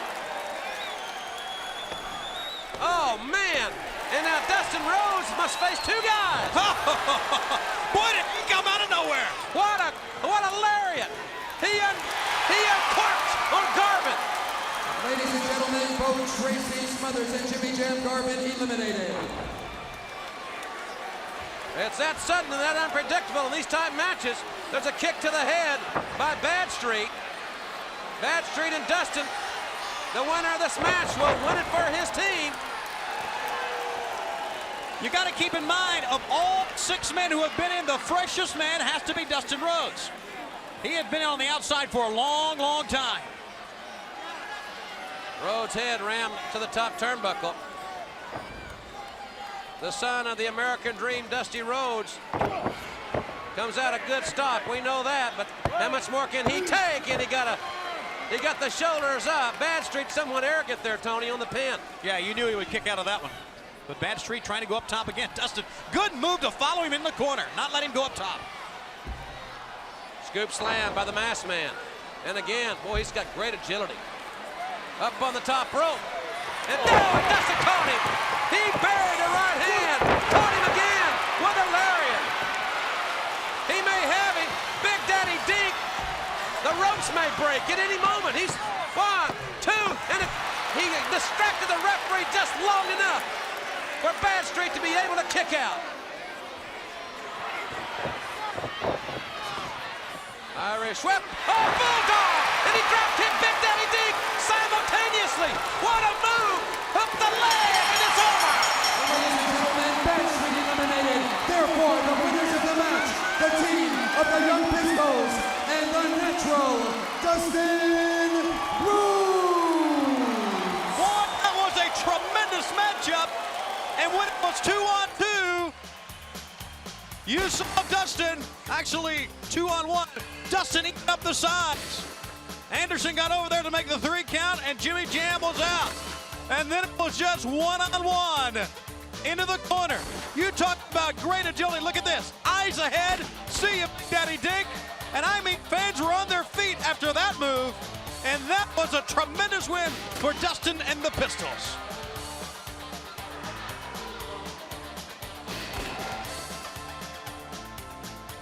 Again, as we look at this tremendous crowd here in Baltimore, fans, hope you're enjoying the Great American Bash exclusively here on pay-per-view. Now, still to come, the Russian chain match with Sting versus Nikita Koloff. Remember, Koloff's never lost a chain match. It is his specialty.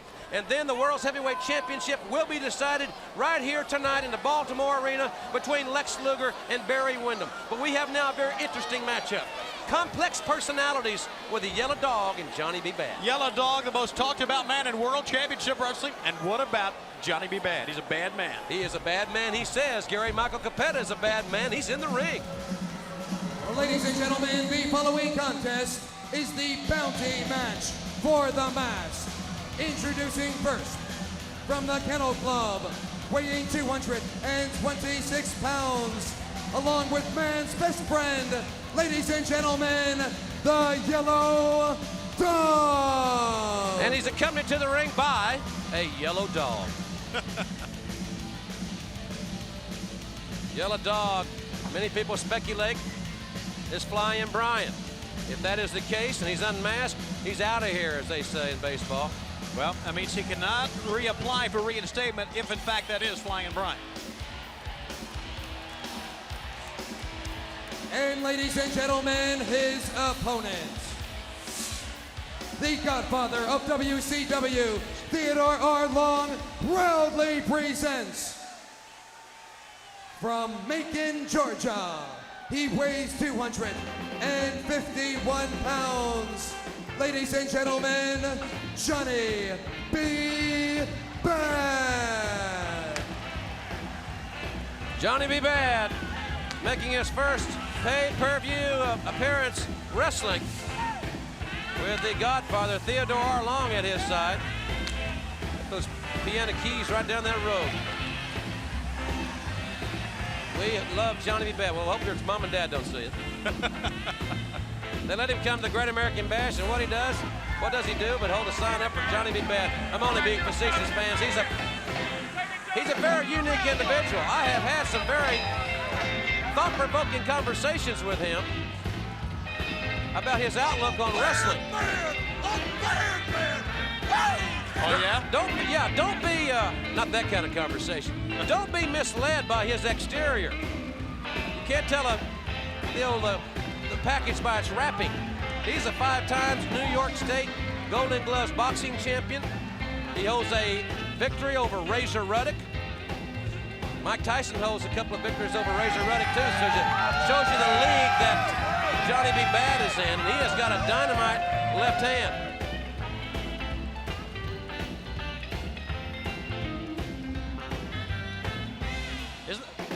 Gotta give me credit. That is a very gorgeous robe, isn't it? Certainly is. I've never seen anything like that.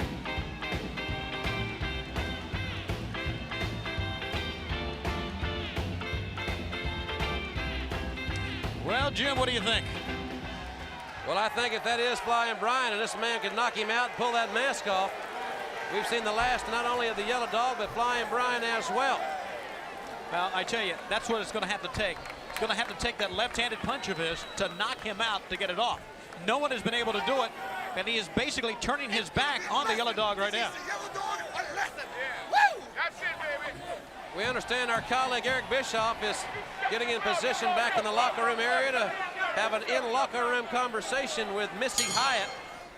She's going to be involved in that mixed gender match a little bit later in the broadcast.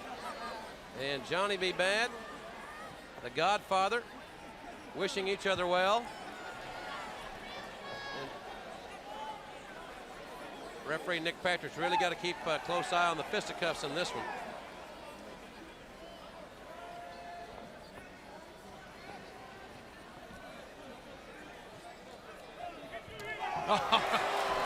There you go. Bryan starting out with a little insult to Johnny B. Bad. Good hip lock takeover by Johnny B. Bad. Yellow Dog certainly resembles Flying Brian on certain moves he does, doesn't he? Well, let's be honest, he comes into Flying Brian's music. He has said openly that he is the #1 Flying Brian fan in the world. So yes, he does. Good hip lock takeover by the Yellow Dog. Great drop kick. Got up right in his face. Oh, that chop. Really thunderous. And Johnny B. Bad, who doesn't like to be touched, was not only touched, he was assaulted there. Yellow Dog, very, very smart maneuver right here, Jim. Stay in the ring. Let all the antics on the outside take care of themselves.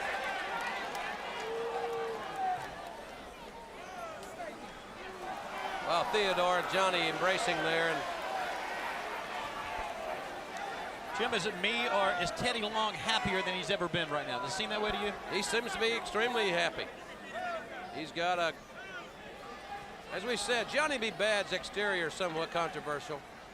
However, he has got great athletic abilities. There's no doubt about that. And he was number 10 in the latest rankings. I think that was right. Yes, sir. So he moved up in a short period of time in the rankings. Yellow Dog going for a pin here. He may have Johnny B. Bad. Johnny B. Bad looks a little bewildered here.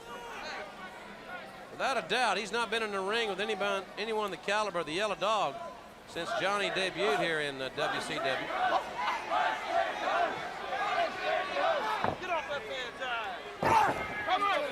Johnny B. Bad with a rake to the eyes that helped him gain the advantage.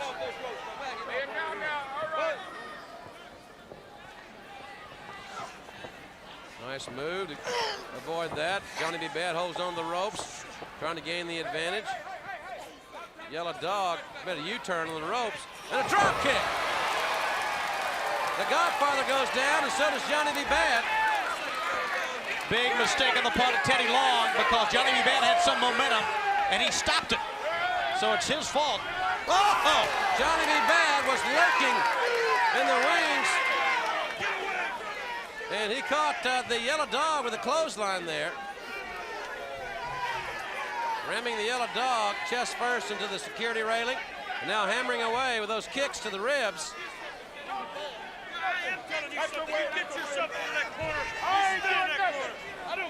Senior referee Nick Patrick having quite a conference with Theodore R. Long. Both men really chopping each other. Got a gut check here in this WCW event.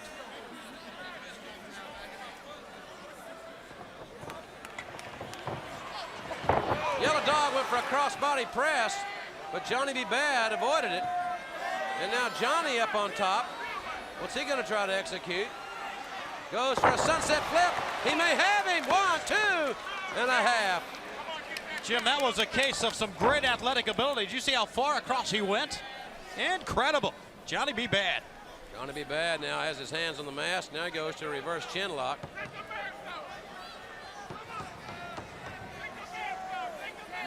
You can hear Theodore R. Long in the background saying, take the mask off. Oh, he tried to get the mask and it allowed the Yellow Dog to drive his own head up into the jaw of Johnny B. Bad.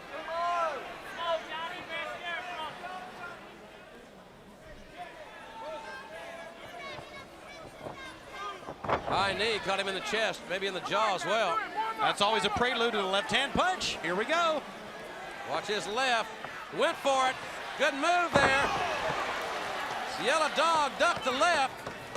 Executed a nice belly-to-back suplex. Good, obviously, Yellow Dog's been looking at a lot of tape of Johnny B. Bad. Whoa. Another chop. Another one to the chest.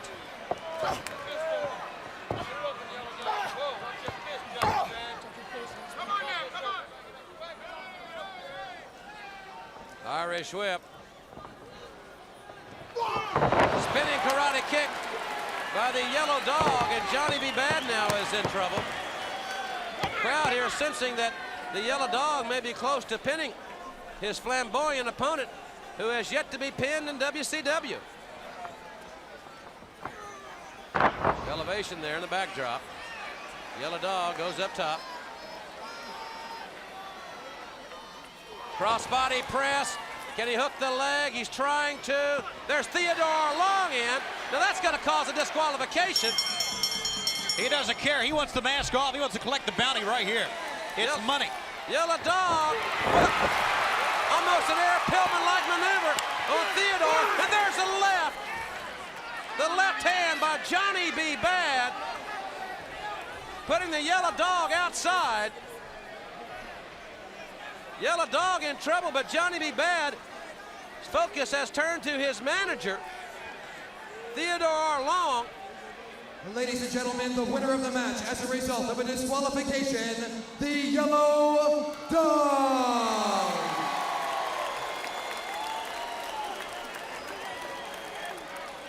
Well, a disqualification here in the saga of the Yellow Dog continues. He has yet to be unmasked, but we understand that Eric Bischoff is standing by with, he's a brave man. Let's go back to Eric. Well, thanks, Jim and Tony, and I get a chance to be a part of a first here at the Great American Bash. I've been asked to conduct an interview with Missy Hyatt in her locker room. There goes her locker room attendant now. Maybe we can find out if Missy Hyatt's ready for this interview or not. I hear her attendant making her way back. I'll check with her, see what... Miss Hyatt, there's a card also. Could you read it to me, please? Keep a dream in your heart and follow it always. Have fun and don't get hurt. Love, Jason. Oh, I don't know if you heard that or not. Jason Hervey, of course, sending a card to Missy Hyatt prior to the match. Not at all like the character he plays on ABC's Wonder Years. Well, let's see if we can find Ms. Hyatt and see if she's ready for this interview. Ms. Hyatt? Ms. Hyatt? Well, here are things. Obviously, she's in the locker room. I hear noise and... Oh. Oh, I love this job. Somebody's got to do it, right?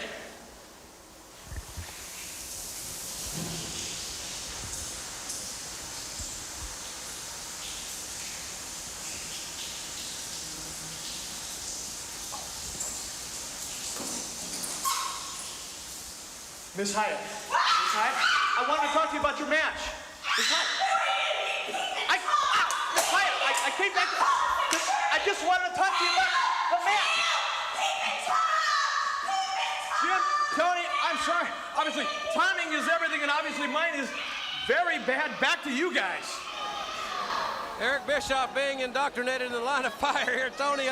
When I heard he was going to have that interview, I know several guys were volunteered for it, but I think after seeing that, I did. Yeah. He always gets a good assignment, seems like. He certainly does.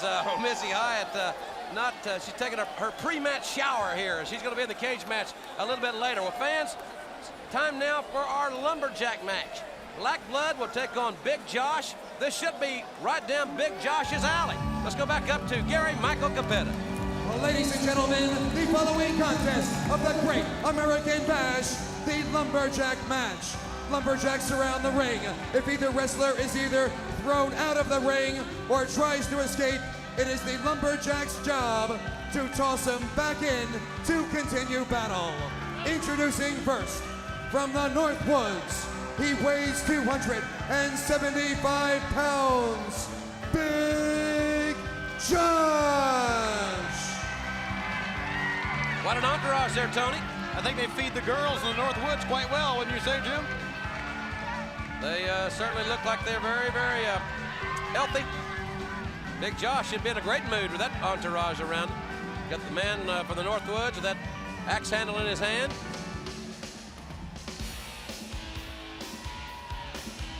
And ladies and gentlemen, his opponent.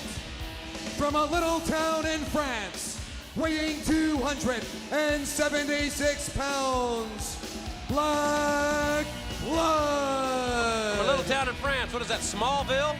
I've often wondered about that. The little town in France. Very, very impressive individual, a man that has really amassed, in all seriousness, a very impressive win-loss record. Big man. And again, the Lumberjacks, in this case, wrestlers will be surrounding the ring. If either Big Josh or Black Blood decide to vacate, then they're going to be encouraged physically to return. You know, you would think, based on his past, that this would be a match right down the alley of Big Josh, because let's face it, he is a former Lumberjack. But they got him around. Junkyard Dog is out there. You see Dustin Rhodes. I also see, I think, Dick Slater, the Hardliners, out there. So we got some bad guys around the ringside area. And boy, this guy's intimidating, isn't he? He certainly is. Big man. No one has really been able to stay with him. There's Richard Morton cheering for Black Blood.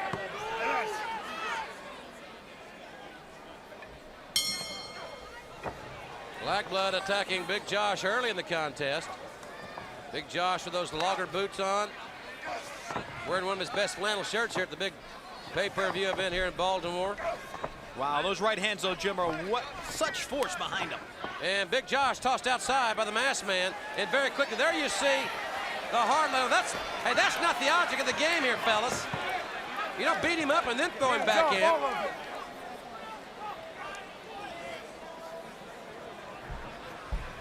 And outside goes Big Josh again. This is more along the lines of what you're supposed to do. Get the guy up. Don't accost him, just put him back in the ring. Well, we may have fireworks on the outside of the ring, as well as inside the ring. The southpaw from the Pacific Northwest. Tremendous chops. Now a forearm on Black Blood. And drop kick. Wow, first execution. Yeah, first time we've seen Big Josh with a drop kick. And then he used a double axe handle blow there. Chop, modified chop of some sort.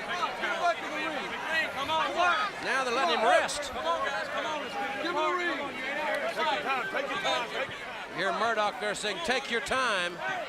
He's been in a lot of these matches, lumberjack matches, barroom brawls. Wow, they're going at it. Two of the biggest and strongest in WCW. Just hatching it out right now. Really hear the impact there from these two guys. Big Josh with that log roll. And a knee to the solar plexus.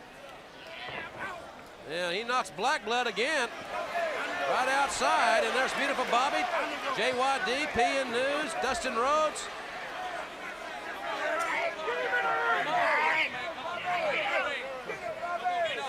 Got Black Blood back in there. Brave cameraman doing an outstanding job. Bringing you the action. Because they are in a war zone down there. Oh, Big Josh. That was a tremendous move there. And that may, and I think it certainly will, change the momentum in this lumberjack event. More camera overhead. I guess that could be called the scaffold cam from where it was earlier. Big Josh's flannel shirt now being removed by his opponent, Black Blood. Double thrust right to the chest. They're allowing Big Josh to get his breath. Which is not the right thing to do. And we got just as much fight going on outside we do inside. Look at it. Black Blood attacking Big Josh there. Black Blood is just awesome, Jim. Each and every blow met with authority. Black Blood's got great strength. Look at this move. A suplex from the outside back in. Big Josh, look. Hey, we got a battle royal out here on the outside. We got a heck of a fight right out here on the outside. They're going at it. They're picking sides and going at it. Look at the Dog and Slater down there. Meanwhile, inside, it's still Black Blood dominating. Black Blood with a knee right to the back of the head. And he can just nail Morton. Man, the fans are getting more than their money's worth here. There's a good one going outside and a good one going inside. Big Josh raised that logger's boot up just in time to drive it into the face of Black Blood. Very hard-hitting match thus far between these two.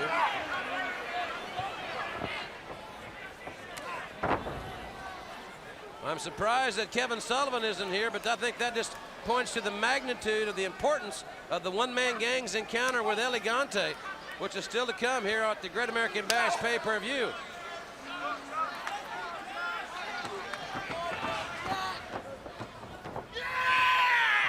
Oh, he made a run for it. He really, that yell, I think, alerted Black Blood of his next move, and they're fighting again out here. Wow, look at that belly to back on the inside, too. Well, the crowd here coming to their feet. They're seeing quite a melee here. Black Blood's got that axe. Now look, it's a nice prop to bring to the ring. Hey guys, oh, Dustin Rhodes with the axe handle right to the knee. Black Blood had an injured knee. Big Josh has got an inside cradle, and he's got to win. Ladies and gentlemen, the winner of the match, Big Josh. What a situation here. Man, we had action inside and outside the ring. You saw that Black Blood was going to apparently chop him, and then Dustin used the axe handle of Big Josh's, and that enabled Big Josh now to rise to the occasion. Injured his knee apparently, roll him up with a 3 count, and that was a very hard-fought win for Big Josh. And we had a fight, as you said, Jim, in and out of the ring. Those lumberjack matches very unpredictable. Now fans still to come. The big showdown between the one-man gang and El Gigante. As a matter of fact, that's coming up next. We still have 2 cage matches coming up, one of which will determine the new WCW World's Heavyweight Champion. Also the matchup with Sting and Nikita Koloff in the Russian chain match. But Tony, El Gigante, we talked about it earlier in the program. He's really improved not only his English, but his wrestling ability in the last few months. You know, we talk so much about being focused as an athlete. I think we're going to see a more focused El Gigante. He is in this match for a reason. First time ever for him. He has a score to settle with somebody. He certainly does, and our colleague Eric Bischoff is going to try to get a word in a few moments with the one-man gang and Kevin Sullivan. But right now, let's go back down to the ring and Gary Michael Capetta. Well, ladies and gentlemen, the following contest at the Great American Bash, the Come As You Are Battle of the Giants.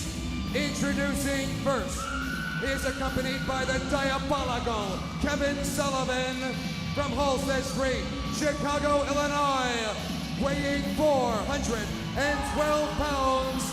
He says he is the true giant of WCW, the One-Man Gang.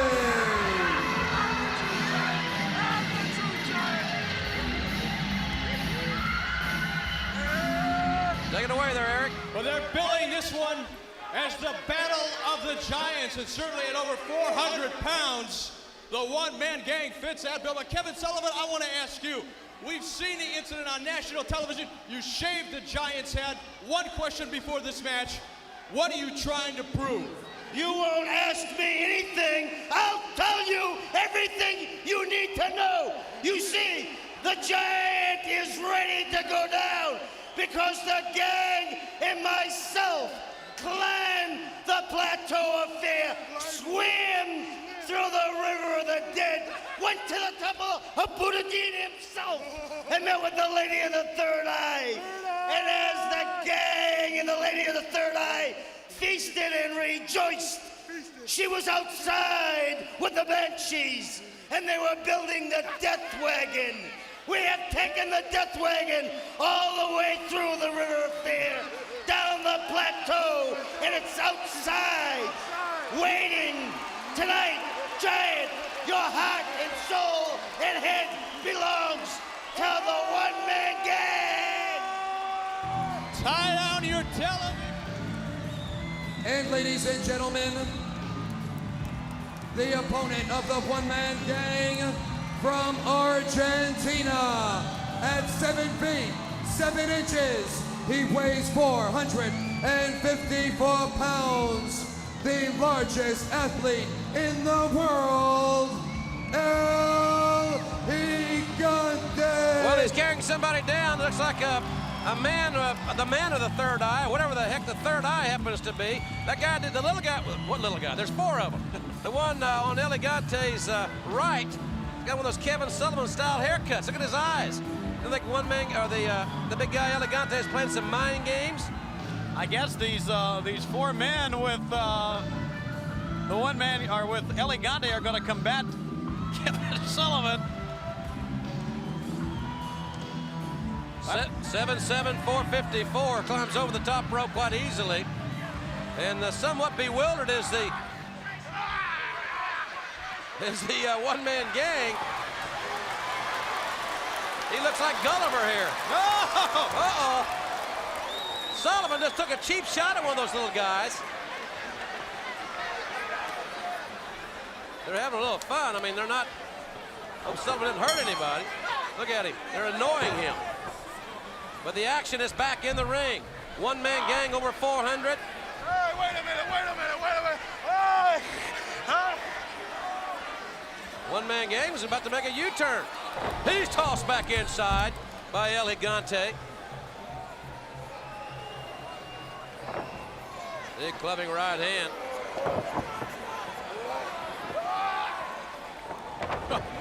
Forget it. Don't try that. He got momentum from the ropes. He weighs over 400, and he still went down. El Gigante, one of the most personable young men that we've ever been around. I know the fans that continue to see him during the Great American Bash on tour that ends August 25th in Atlanta's Omni are going to enjoy meeting this big guy. El Gigante following the one-man gang outside here.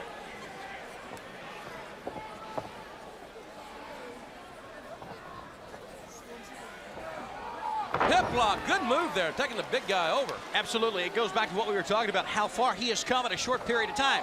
Let's say it as it is. He's still a youngster. He is very much a rookie in World Championship Wrestling, but he is certainly showing us a lot right here. I think the fans have to be patient with this big guy because he's got unlimited potential. He loves being in America. He loves wrestling for WCW. He's just going to get better and better. The veteran move there to move out of the way by the one-man gang. Now he's up on the second turnbuckle. Clothesline off the second turnbuckle by the one-man gang. El Gigante does not go down. Down to one knee now. What's he got in his right hand? Apparently he's got something that, did Kevin Sullivan give him that? What is that? That's a wrench. A metal. The ring crew that sets this ring up apparently has left a wrench, and I didn't see Sullivan take it out of his tights. That is a wrench, a plumber's wrench of some sort. Sullivan's got it in his right hand. Sullivan can barely reach him. He needs a ladder. And there was no hair there to grab, thanks to Kevin Sullivan either.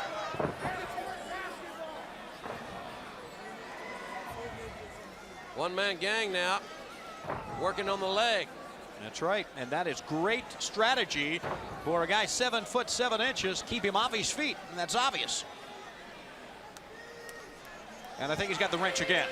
He certainly does in his right hand. Bill Alfonso has yet to detect that, and he's ramming the wrench. That's the metal wrench, just like you probably got in your garage. Hey! Don't tell everything you know. Gang stomping away. And he's got the leg up there on the rope. Well, you're right, Tony. It is good strategy to break the big guy down and get him on the canvas. You can certainly turn a disadvantage into advantage when the big guy's on the canvas. And there's Sullivan now. He'll take a cheap shot. Oh, right in the sternum with that wrench. He just jabbed him with it, with the end of it.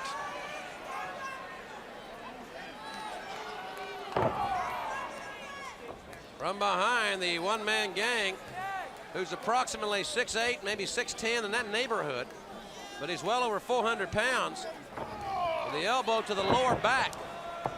And El Gigante, thanks to the use of the wrench that Kevin Sullivan purveyed, is in a lot of trouble. Fans are trying to clap and get behind El Gigante. He has great instinct, Jim. He continues, look, to try to get to his feet each and every time, but boy, oh boy, I tell you, the one-man gang's pretty relentless here. Oh, there's the 747. And the power of El Gigante from the 747. He pushed the one-man gang through the ropes and to the floor. That is straight. Oh. The OMG is relentless. I don't know if El Gigante can recover from that. That was all the way to the one-man gang pulling down. Look at this. He's going to go up top. The one-man gang up on the top rope. El Gigante back up to his feet. One-man gang going to be slammed off the top. 400 plus slammed off the top rope.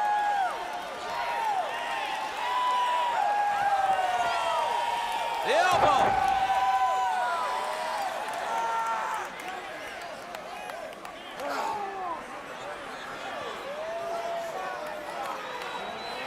Irish whip. Gang nailed in the midsection. El Gigante says up. Going for a suplex. He got the big guy up. He bounced him like a rubber ball. And there's the maniacal Kevin Sullivan up on the top rope. He's hammered. Oh! Their heads cracked together. Gang has a claw, or excuse me, the Giant has a claw on Sullivan. But Sullivan, he's handing. That's powder or salt or something. Oh, he kicked it right in his face. El Gigante with a clothesline from behind. That substance went right in the eyes of the one-man gang, and El Gigante has won it. Ladies and gentlemen, the winner of the match, El Gigante. Give the big guy a lot of credit. He showed a lot of wrestling skills in this match. And when it came right down to it, it was the powder that backfired on the one-man gang. Wow, right in the face. El Gigante then had enough presence to go for the kill, so to speak. And he wasted no time, Jim. No wasted effort here. Hit him one time and laid on him. That was a great win for El Gigante. Tremendous win, and no doubt these two will meet again. I'm sure the great crowd here in Baltimore really enjoyed this. Well, fans, in just a few moments, we'll be going to the ring to see the Russian chain match between Sting and Nikita Koloff. Tony, as we said, this is Koloff's specialty. Sting has not got a lot of experience in these type matches. You know, I can't help but go back to the Clash of Champions when we talked about if it becomes a wrestling match, Sting more than likely is going to win. If it becomes a brawl, then you have to favor Nikita Koloff. And the Russian chain match is basically a brawl, therefore it does favor the Russian Nightmare. It certainly does, and these two men have developed a tremendous rivalry. At our last pay-per-view on May 19th, we saw them have a tremendous altercation. As a matter of fact, you were very close to. Too close to it, as a matter of fact, right back in the dressing room area. And it was after a tremendous tag team encounter. There's been a lot of bad blood between both men, and it's really going to come to a head in Nikita Koloff's type match here tonight. And another interesting thing is the top 10 still has a very important bearing for both these men. They're both highly ranked in the world top 10. Here's a close look at the feud between Lex Luger, or excuse me, Sting, and Nikita Koloff. Who is this? That shadow looked like Nikita Koloff. I'm telling you, that looked like Nikita Koloff. Oh, Sting pushed his own partner out of the way. Koloff had that chain around his arm. Sting saved Luger from getting nailed, but Sting just got popped right in the face. Sting's hurt badly. He's going after him right here. That's Tony. Okay, here we are, Jim and Dusty with the Russian. What in the world going on out there, Nikita? For goodness. Sting was in the wrong place at the wrong time. That's what's going on. Oh my God. Number 2, from Venice Beach, California, 251 pounds. This is... Champion! Heads up move by Koloff! Sting coming through the curtain. Koloff attacks him, takes the chain and drills the Stinger right out there. We were set up for a great main event in this 8-man tag, and Koloff never gave us a chance to get it off the ground before he jumped Sting. Coming through the curtain, Sting didn't even know what was in front of him. Pick him up like that, I mean, you know, this right here gets me excited and makes me feel good. High five me, man, yeah. I'll tell you, hey, wait a minute, wait. Oh, good grief. Come on. Koloff. What in the world is going on here as Koloff sneaking in and attacking the Stinger? Jim Ross close to the situation and the Stinger helpless. Somebody's got to get in here and control this maniac. With the chain.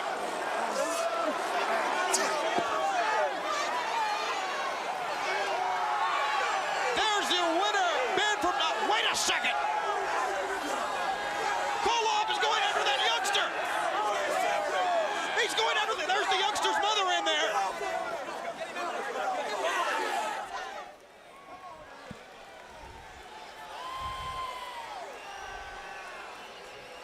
And we're back here, ladies and gentlemen. Let's go back up to Gary Capetta in the introduction. Ladies and gentlemen, the following contest is the Russian chain match. Each man attached to opposite ends of the Russian chain. The object of the match is to render your opponent helpless enough, allowing you to drag your opponent to each of the 4 corners in consecutive fashion. Introducing first, from Lithuania, he weighs 123 kilos, the Russian Nightmare, Nikita Koloff. Well, these two men have developed, as you have seen, a tremendous rivalry. Those are just a few of the illustrations of the confrontations that they have had, Tony. I think it's a good illustration of how relentless Nikita Koloff is. When you're in against him, you're in a fight. And ladies and gentlemen, his opponent in this Russian chain match from Venice Beach, California, weighing 251 pounds. This is Sting. Oh, what an ovation for the Stinger here in the Baltimore Arena at the Great American Bash. One of the most popular personalities in sports today is the Stinger. But popularity will not gain him a victory in this one. This is not the most likely to succeed. It's not the most popular guy in the senior class. This is a Russian chain match.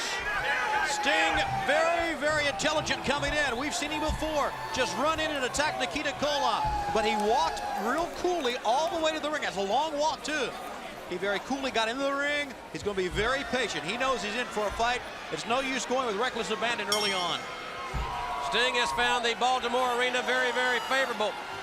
He had great success here last year at the Great American Bash, but can he duplicate that here this year? And remember, that chain that separates these men can be used as a weapon. They can take the slack up in those chains and hammer each other with it, just lash each other with a chain. And the pinfalls are insignificant. Submissions are insignificant. And they are eye to eye.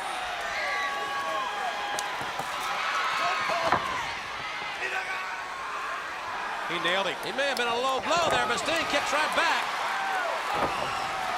Dangerously close to the waistline there, and again, another one.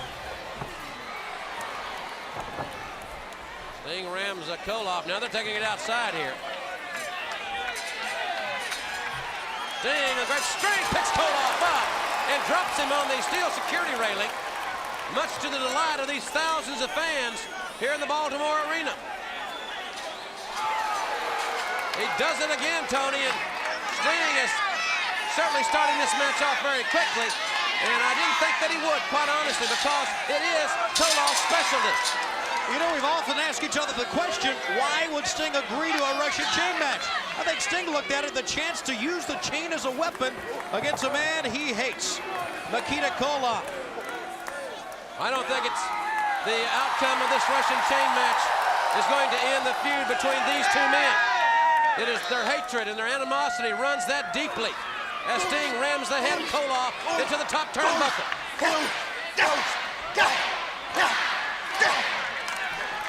The fans counting, and you can hear the impact. And again, Koloff rolls outside. Sting follows him out.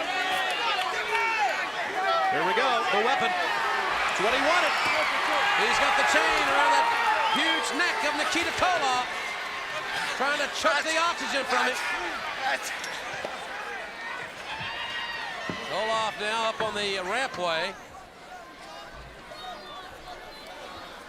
You know, as much as anything else, you talk about choking the oxygen out.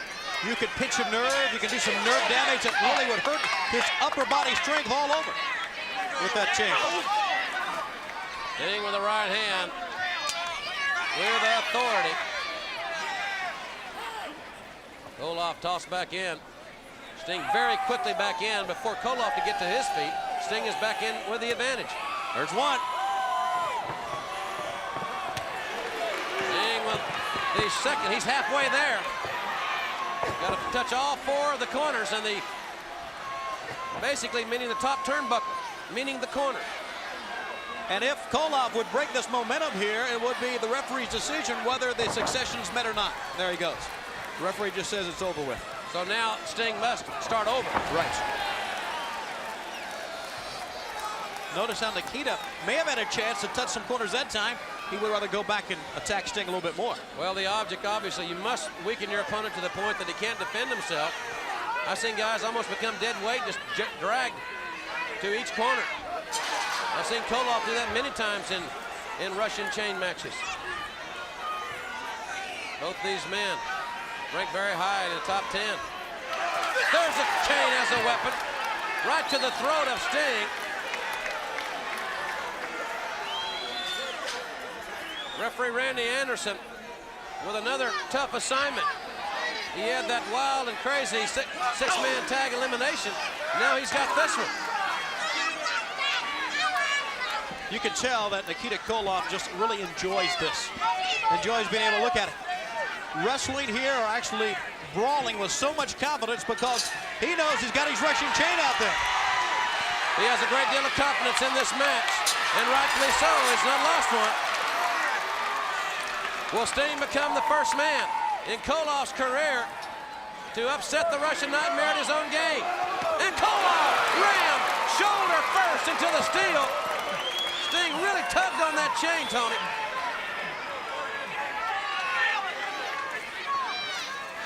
You know, Jim, I always thought a good strategy in a Russian chain match would be to wear down the man's legs to where he couldn't get up, to where you could drag him around with ease. But it seems right here he wants to go to the upper body. Well, they may get to that, but I think there's, as we mentioned, so much hatred between these two individuals. They both want to test the other. They want to extend the other as far as they can possibly go. But before this match is over, both men, I guarantee, are going to be bruised. You're going to be able to see the visual effects of this chain being lashed on their bodies before this contest concludes. Koloff with a chain to the back, the mid-back area of Sting. Now wrapping it around his elbow and drops it right on Sting. I've never seen that done before. But he had a lot of impact with that chain on that elbow drop. And still Koloff wants to hurt some more instead of go for the win. Again, Koloff with the chain wrapped around his elbow, dropped the elbow on Sting. He's not going for a pin because pins do not count in this match. The only way to win it is to touch all four ring corners consecutively.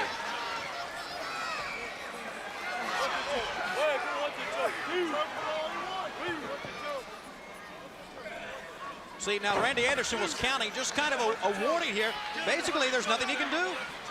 You're absolutely right. This is a that's why you don't see too many Russian chain matches signed.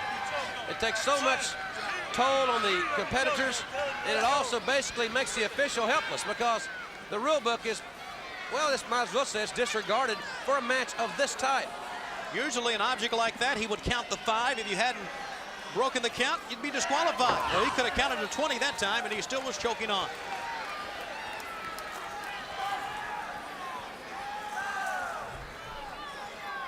Koloff has found success with that move right there, wrapping the chain around his elbow.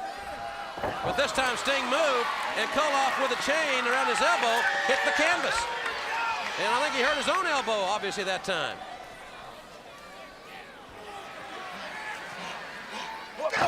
Sting with the right hand. The popular youngster from Venice Beach, California, with the multitude of little stingers that buy those Stinger t-shirts and paint their faces and love this guy. Uh-oh. Oh! Well, I think that one describes itself. Yeah, that'll get you off your feet in a hurry. There's a little stinger right there, as a matter of fact. This man electrifying the thousands on hand here in the Baltimore Arena. But Koloff, got to give the guy credit. He fights right back up. Sting rake in the eyes, very uncharacteristic of the Stinger.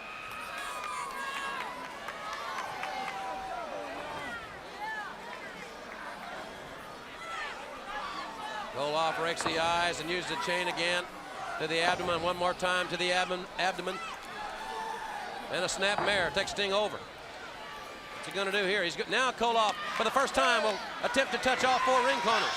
He has 1. He has 2. That counts. Yes, it does. And notice how he is grabbing and pulling Sting by the collar around his wrist. Not by the chain, but by the collar. Great strategy from Nikita Koloff. As we have said, he has been in many, many Russian chain matches. You just got to touch the top turnbuckle. Doesn't have to be with your hand, any part of your anatomy, and he's using his head, so to speak, the right way. He's 1 post away, 1 turnbuckle away from a victory here at the Great American Bash. But Sting fights back, and he will go down, and now we must start the sequence over again. It is back to square one, so to speak, or back to turnbuckle 1, if you will. Koloff with a bear hug, trying to waistlock Sting into the corner. He does so. Wait a minute. Well, both men touch the corner. Both men touched the corner that time, I guess. And Randy Anderson saying 1 for each guy. He's got both hands up. And they both got 2. The referee, we're keeping our eye on the ref now. He said they both got 2 corners. Well, this is an interesting situation. I've never seen 2 men touch simultaneously. They're still fighting, and the sequence continues. Oh! Obviously a low blow. Koloff retaliating. And Sting hits him again. Oh, my. Each man is 2, and because neither one can stop momentum, it's still at 2. This is a judgment call. Much like we said when Anderson made the judgment call when Hayes threw his opponent over the top rope in the 6th man. It's like pass interference. Well, Anderson's, in his judgment, has got both men touching 2 corners. And they both touch 3. 1 more to go, says the referee. Well, this is wild, Jim. This is a real unique situation. Sting trying to slam Koloff, but I think Koloff used the top rope to break that fall somewhat. The next man to touch a corner will win this match. Sting hammering away at Koloff. It looks like Sting has the advantage here. Koloff has his 1 leg, his right leg around the bottom rope. He's holding on to the middle rope.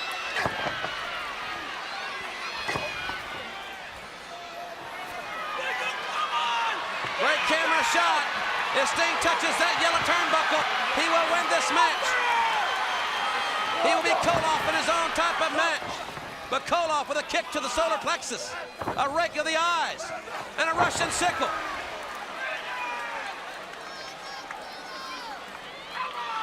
Koloff may be a little addled, Tony. And he can touch it, I think, but he doesn't want to. He is in control at this point in time.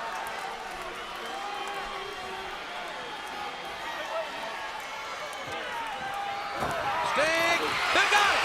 Koloff is a judgment call. Koloff beat him. He was on the inside. Koloff's going to win the match. It's like a bang-bang play at home, and Koloff is safe. You're exactly right, Jim. Ladies and gentlemen, the winner of the match, the Russian Nightmare, Nikita Koloff. But the fight has not ended here. Sting now hammering over. He is so full of venom and aggression. Hammers away at Koloff. Koloff won the match by an eyelash. But the Stinger has not quit. Sting hammering away at Koloff. Atomic drop. Oh, look. Well. What can you say about that? Not a thing. Stinger has lost the match, but he is winning the war at this juncture at the Great American Bash. It's like you correctly said earlier on, this war is not over by any stretch of the imagination. It was a very dramatic match in all sense of the word. Nikita Koloff wins it, but the battle continues. I'm anxious to see the replay and see just exactly how close it was, because Sting was trying to hurdle himself over Koloff in the final corner. And there's the official signed by Randy Anderson. Well, here it is, Jim. Nikita Koloff said 4, and here we go. Sting is almost there, and it's Nikita. It was a good call. It was. It was a good call by Randy Anderson. He beat Sting by about a half a count. Well, these thousands that are here came to see a new heavyweight champion of the world be crowned here tonight at the Great American Bash. And Tony, as our crew puts down the cage for the first of 2 cage matches, what are your thoughts going into this one? You know, I really believe we're about to see a great matchup.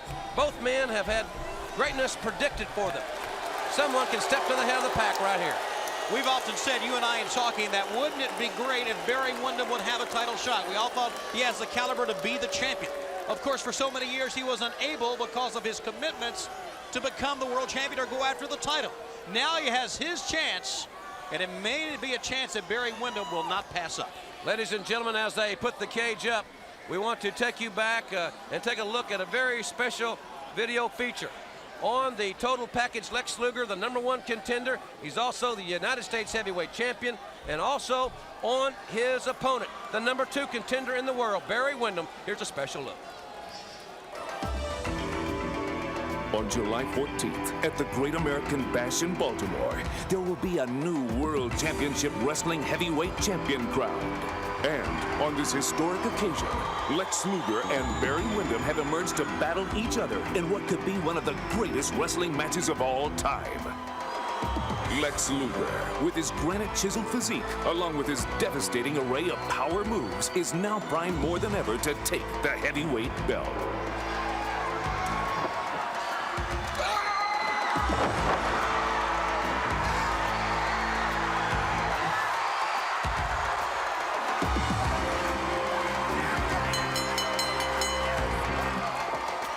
Ladies and gentlemen, the winner of the match, the total package, Lex Luger! Yet, Barry Windham, who has always had incredible raw talent and some of the most brutal wrestling moves in all of the WCW, is an extremely dangerous and worthy opponent to the total package.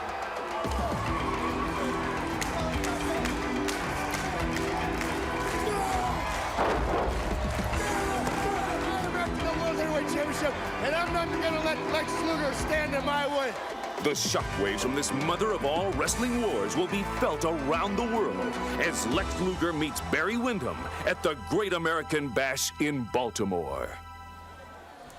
And as they put down the cage, we are just a few moments away, and obviously they're just Take a look at the pyro attached to this big steel cage that will surround the ring.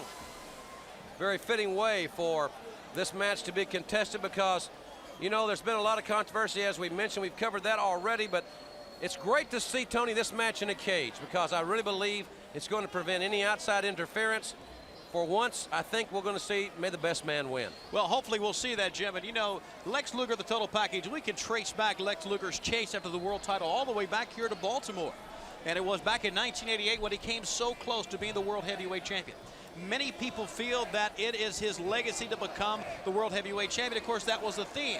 But also, as we talked about, Barry Windham, a great second-generation wrestler. He knows all about the sport. He knows what it takes to be the world heavyweight champion, and it should be a tremendous match. Well, you know, quite obviously, Barry Windham has been a member of many groups. He was a member when the Four Horsemen were around. They're no longer in existence. But Windham always filled his role in that organization. He always, instead of batting cleanup, it seemed to me like Windham was almost the third-place hitter. You know, he wasn't depended on to bat cleanup. And I know many of the fans have said, and many of the journalists that have watched wrestling over the years have talked about the fact that Windham, as far as raw talent's concerned, is one of the most talented athletes in WCW. I take you back here, once again, the same arena, the Baltimore Arena. It was 1987, and it was the Jim Crockett Senior Memorial Cup Tag Team Tournament that we had at that time. And there was a feature event in which Barry Windham had a chance to be the World Heavyweight Champion. That was his last shot at the World Heavyweight title. It's been a long dry spell for Barry Windham, and I think maybe he's up to the task here tonight. You look at both these athletes. Of course, Lex Luger played 7 years of professional football. He's 6'7", around 290 pounds. He was a great athlete, three-sport all-stater in high school. Turned down an appointment to the Naval Academy. Was recruited and played, recruited heavily by Joe Paterno at Penn State. He decided to go to Miami of Florida, played briefly there, and left school. And then Luger went north of the border, played in the Canadian Football League. His first year played in the Grey Cup. He was a starter at 19 years of age. So he's no stranger to success, but he's come so close on so many times. Will, in your opinion, this be the night? Well, I don't know. And here's one of the keys. You talked about throughout his youth how he was a successful athlete in other sports. If you parallel the careers, while Lex Luger was playing football, while he was becoming a great athlete, Barry Windham was wrestling. So Barry Windham has a better background in the sport. Of course, his legendary father, Blackjack Mulligan, was a tremendous wrestler. So Barry Windham's career parallels in the fact that he has had more ring time than Lex Luger. And I really think, Jim, I've said it many times, that Barry Windham may become the next world champion here tonight. Well, the thing about it is we continue to look at the parallels between these two individuals. Both have been the United States heavyweight champion. And as we mentioned at the very beginning of our broadcast, it was a couple of years ago, maybe 3 years ago now. I'm getting older, so I'm starting to miss some of these years, you know. I'm sure the fans can identify with that. But these two guys were tag team partners, and not just tag team partners. They were the world tag team champions. It was in Jacksonville, Florida, when they were defending the championship, that Barry Windham left Lex Luger, if my memory serves me correctly. You're exactly right. We're both there. And then Luger lost the fall and lost the World Tag Team Championship. Now, no disrespect meant for Lex Luger, but what I'm saying is that these guys know each other very, very well. They travel together a great deal. They train together, and I think that neither man is going to surprise the other. Perhaps this match will shape up to be Luger's power versus the technique of Barry Windham. The first man that makes a mistake is going to go down in my estimation. Luger's been so focused. We said at the top of the broadcast, we've said a lot. He's been so focused. His time is now in the Baltimore Arena, and I can't wait. The time is now to go up to Gary Michael Capetta. Ladies and gentlemen, the following historic confrontation, it is for the WCW World Heavyweight Championship between the top two contenders. Introducing first, the number 2 contender from Sweetwater, Texas.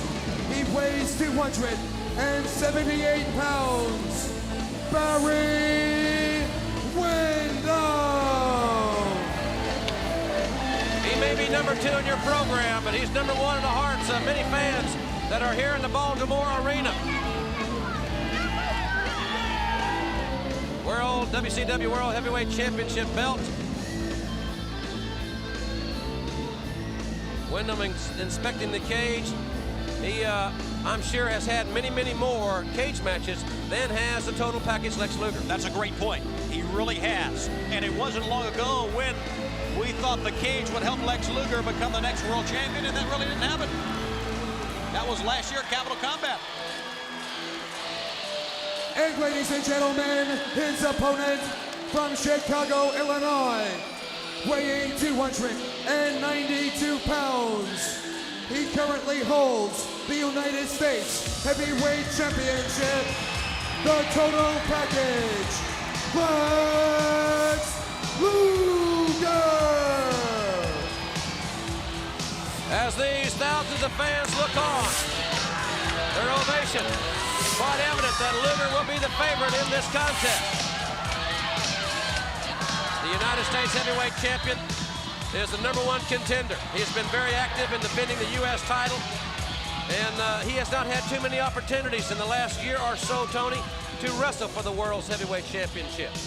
And if we can use a term that other sports use, he really has his game face on today, doesn't he? He certainly does. You know, I tried to get in and have a word with him in his locker room about 5 o'clock this afternoon, and I was turned away. Yeah, you couldn't do it. You're right. Nobody was our scaffold cam, our sky cam, or whatever a good descriptive would be. The great camera shot here. Very innovative from our great production staff at World Championship Wrestling.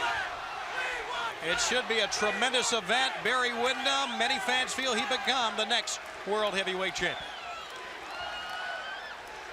Senior referee Nick Patrick is the official sign this contest. Barry Windham has no belt. He doesn't want the U.S. belt. He wants the World's Heavyweight Championship.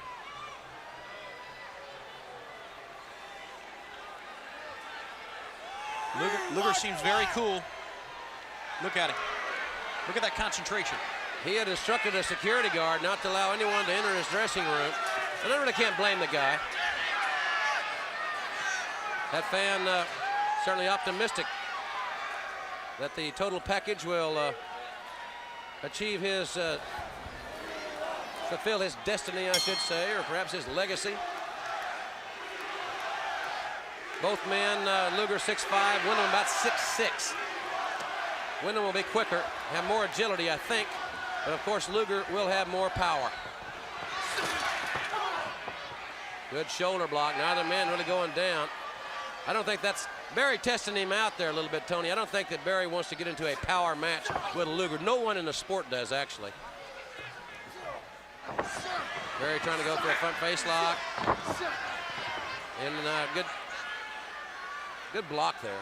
There's a different look about Barry Windham. I don't know what it is. And I've always noticed that in a match against Luger, be it for the U.S. title or even a tag team match, he would always have that sly smile on his face. He's all business now. That's a once-in-a-lifetime chance for him. They're back in the ropes. Luger shoots Windham off. This time Windham with the advantage. Luger drops down very quickly. And a good high hip block takeover. Windham taking off his feet. When I mentioned earlier that I thought that Windham would have the edge in agility, I was certainly not sliding Lex Luger's coordination, Tony. And after so many years of playing professional football and the agility drills, he's a great athlete, very coordinated. But he is also an all-state basketball player, and that's something that a lot of fans are not aware of. He was a 3-sport all-stater in high school. Side headlock, the big power move of Lex Luger. And this time the former footballer with a good shoulder block and a drop kick. Great move by Barry Windham, catching Lex Luger coming off the ropes. And Barry was quick to get back to his feet after the drop kick to meet Luger head on. It's a case where both men are so cautious, they don't want to be the first man to make a mistake.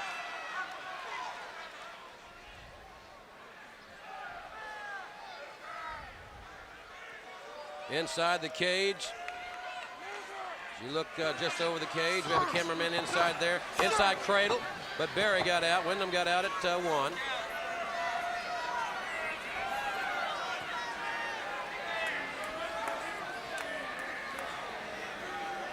One of these two men represent the immediate future of World Championship Wrestling, because one of these two men will leave this arena tonight with the WCW Heavyweight Championship belt around their waist. Scoop slam. Luger so strong. Going to the ropes. Here comes the elbow, but Windham had it well scouted and moved out of the way. Barry's looking awfully good here, Jim. He is looking very crisp. He is really, and I say it so much, I guess I shouldn't, but he's really focused. He is really prepared. And he is looking Lex Luger right in the eye. Luger has maintained a very methodical pace thus far. Both men very cautious here in the early going.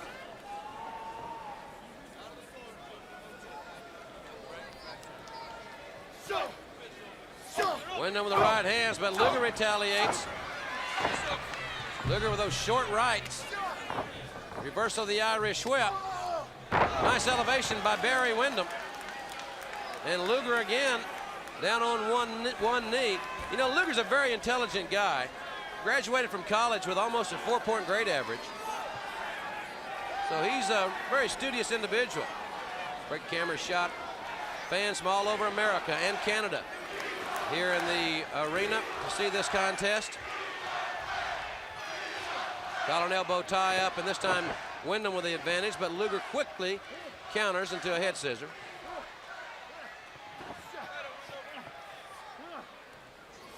Windham trying to free himself here. Luger's legs are so strong. He got out of there and then popped him right in the face.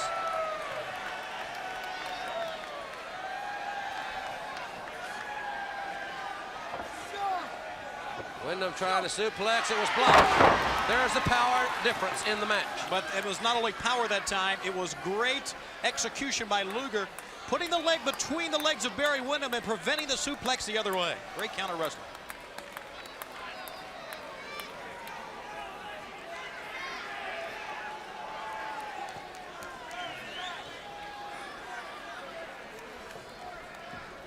We have two cameras set up in the locker rooms of both athletes. So we hope to have, see how much time we have. Windham going for a figure four, it looked like. A little bit of mind game going on right here. You may have seen that time that Barry pointed right at Lex Luger, and Luger shook him off. Well, one time these guys made a phenomenal tag team, as we mentioned. Oh, one of the best ever.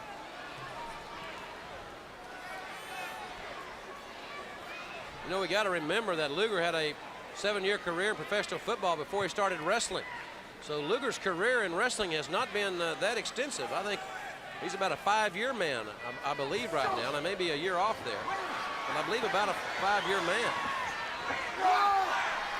Windham, on the other hand, started wrestling in high school, professionally, not on the high school team.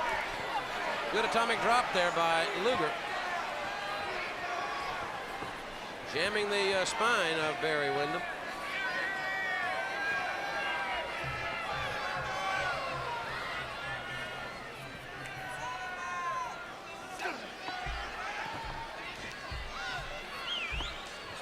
Collar and elbow. This time Windham has the advantage with a side headlock.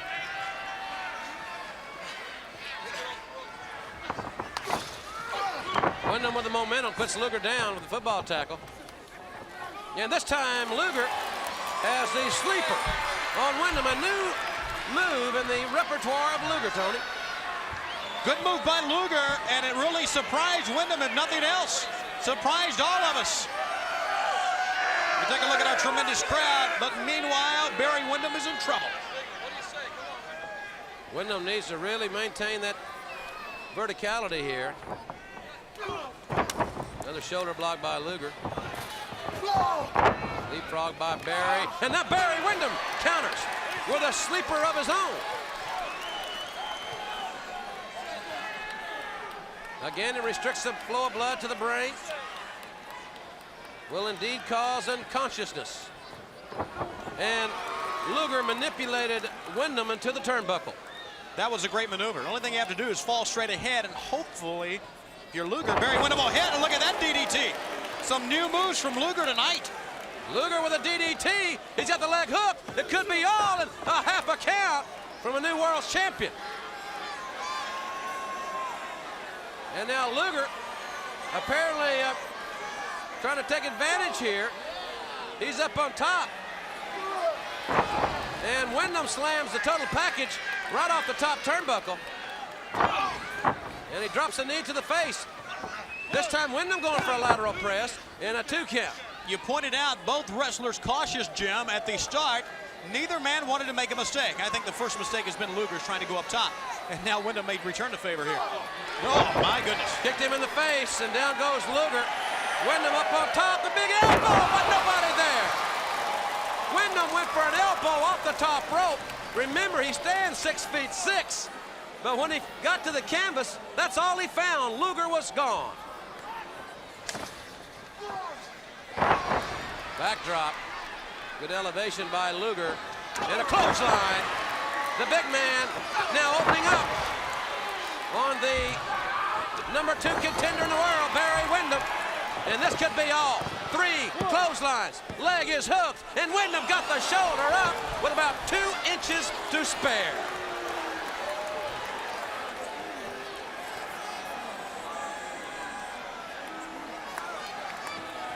Irish whip again, this time an elbow. Caught Windham in the chest. Luger going for the pin. Right now, I'm sorry, Jim. Right now, Luger needs to regain his composure. That pin that time showed that he was getting a little bit rattled. He wants it so badly, he's going to try everything. And sometimes when you try it, you get in trouble. Well, he just executed a power slam. And we know his patented maneuver is the human torture rack. And he's got him up. Luger has Windham up in the rack. He's got him up in the rack. Windham got near the ropes. That was a great counter move by Barry Windham, and now he counters it again with a belly-to-back suplex. A tremendous counter to offense sequence by Barry Windham on Lex Luger. What a tremendous match we are having for the WCW World Title. Both men are down, both men very cautious, but now they're really kicking it in, but both are very tired. Referee will execute his count with both men down. They're up to 7 and both men back up. They have a 10 count, by the way. Straight right hand by Luger. Windham almost out of it, it would seem. And now Luger setting Windham up on the top turnbuckle. That's where Windham puts his people for the superplex. And it's going to be Luger this time, if he can execute it. Windham held on to the cage. Luger fell straight back on his back. And now Windham steps up one more notch to the top. Windham with a lariat. If he can cover him, we may have a new champion. But look at Luger reaching down deep here in the 4th quarter to come up to one knee. Jim, this is a great athletic contest. 2 of the greatest athletes in the world. The elevation from Windham. He's poised and ready for the lariat. Luger now is in deep trouble. This match one fall for the WCW World's Heavyweight Championship. At this time, the championship is vacant. And now Windham on top. These guys are giving us all they have here at the Great American Bash. Again, going for it all. He don't want a single, they want home runs. He got a kick right to the face. What a move by Windham. Can Luger get out 1, 2, oh! How close was it? Almost misjudged his distance right there. Barely got a foot up. And coming down the rampway that's Harley Race on the right, Mr. Hughes on the left. What's this all about? I have no idea. Harley Race, a multiple-time world champion. And Mr. Hughes, who is the bodyguard of the York Foundation. Now, what's the deal? Are they with Barry Windham? No. Harley Race is over there talking to Luger. Race said now's the time. Race was a master of the pile driver. Harley Race said now's the time. He's got him up on a pile driver. And there he planted him. Luger with the pile driver. He's hooked the leg. And Luger wins it.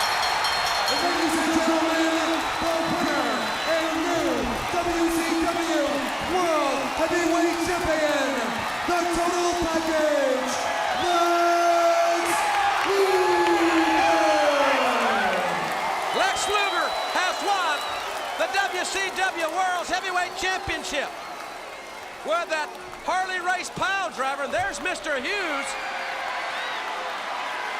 I'm somewhat baffled about their presence. Speaking of Hughes and Race, what type of association is this situation? I don't know, but Mr. Hughes was standing right between Barry Windham and the total package Lex Luger right there. We got a new world champion, a new chapter written in World Championship Wrestling, and what an entourage this is coming this way. With Race and Mr. Hughes there, I don't know if this is what kind of situation this is, but look, there you look at the new heavyweight champion of the world. All right, Jim. He said, now's the time. Luger looks him right in the eye. A winded Lex Luger. Harley Race says, yes. Put him down with a pile driver. Instructions from Harley Race, and he did. You talked about great execution. They walk out together along with Mr. Hughes, and we have, like we said, a new chapter written with a pile driver. Lex Luger is the WCW World Heavyweight Champion. Very, a great victory for Luger. We have to take our hat off to Barry Windham, that was a tremendous effort by Barry Windham. It was. But I'm confused about the involvement of Harley Race and Mr. Hughes. Now, does this mean that Mr. Hughes is no longer associated with the York Foundation? We have not been informed of anything along those lines. I know that this weekend on our television broadcast, we'll update the fans on that if we can. But Tony, right now, we've got another cage match. Looking forward to this one. Yeah, a mixed gender match. Let's go to Gary Capetta. Ladies and gentlemen, the following contest is the special mixed tag team cage match. Introducing team number 1. First, the Psycho Yuppie from Scarsdale, New York, Paul E. Dangerously. His tag team partner from Minnesota, weighing 248 pounds, the Enforcer, Arn Anderson. Fans, I know we don't have a great deal of time left here on the broadcast, but we will assure you that we will update all of you to the relationship that involves Harley Race and Mr. Hughes with the new World's Heavyweight Champion Lex Luger this weekend on our television program. On all of our television programs, we understand we will have cameras in the dressing room area, and we bring you exactly what has transpired. It is really mind-boggling. One thing we do know, we have a new world champion.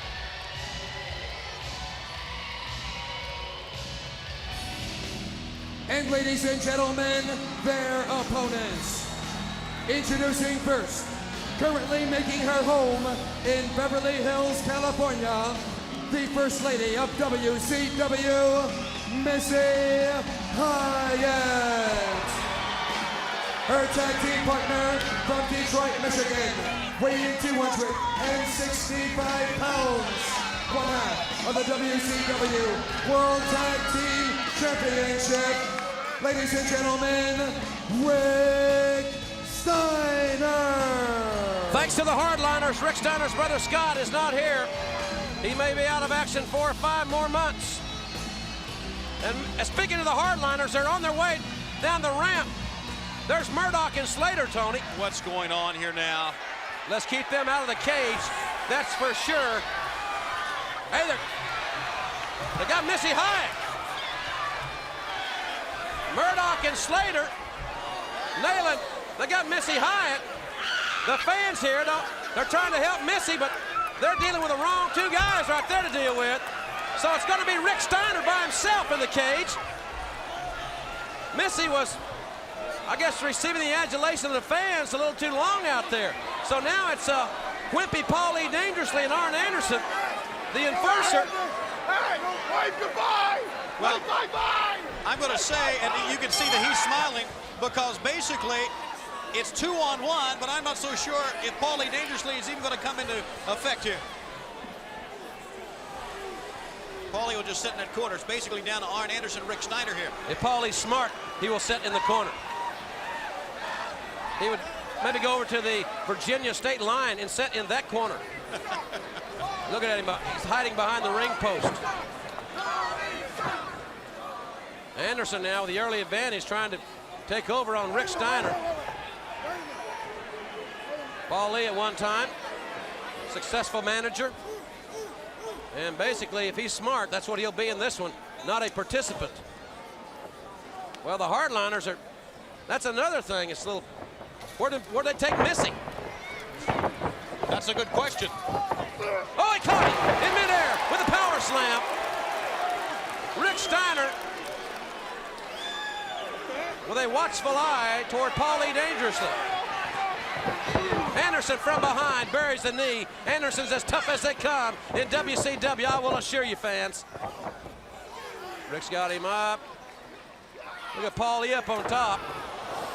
Well, he nailed him, Jim. Got him from behind. He may have broken his hand. That's the most athletic thing I've ever seen Paul Lee do. He's got his cowboy boots on. And now he's giving one of them to Arn Anderson. Paul, Rick Steiner is playing a little possum here. Steiner line on Arn Anderson. He's out of it. He's by himself now, Jim. The person that does Paul's laundry may be the only one that knows just how scared he really is right now. Rick Steiner with a handful of the vastly receding hairline from Paul Lee. He's got him up. He slams him. Is it Steiner line time? Steiner line! Paul Lee was Steiner line. And Rick Steiner pins Paul Lee dangerously. Ladies and gentlemen, the winners of the match, the team of Missy Hyatt and Rick Steiner. What a man is Rick Steiner. I'm sure Scott's at home right now watching this one. Scott, your big brother did pretty tough work here. Well, it was. It was really above and beyond the call of duty, so to speak. I'm not, as we take another look at our great crowd here in the Baltimore Arena, I'm glad we don't have any more matches here, Tony, because I'm not so sure they're going to be able to scrape Paul Lee up out of the canvas. Well, a new World's Heavyweight Champion, Lex Luger, is the man. But what relationship does Luger have with Harley Race, multi-time champion, and Mr. Hughes? That's a question that we will attempt to answer on all our programs this coming weekend. But one thing we do know, World Championship Wrestling on this night has made a statement as we go further to the 90s with a new world champion, Lex Luger. It's going to be a tremendous summer, the Great American Bash on tour. Fans, we'll see you at Halloween Havoc in October. For Tony Schiavone and Eric Bischoff, Gary Michael Capetta, I'm Jim Ross saying so long, everybody.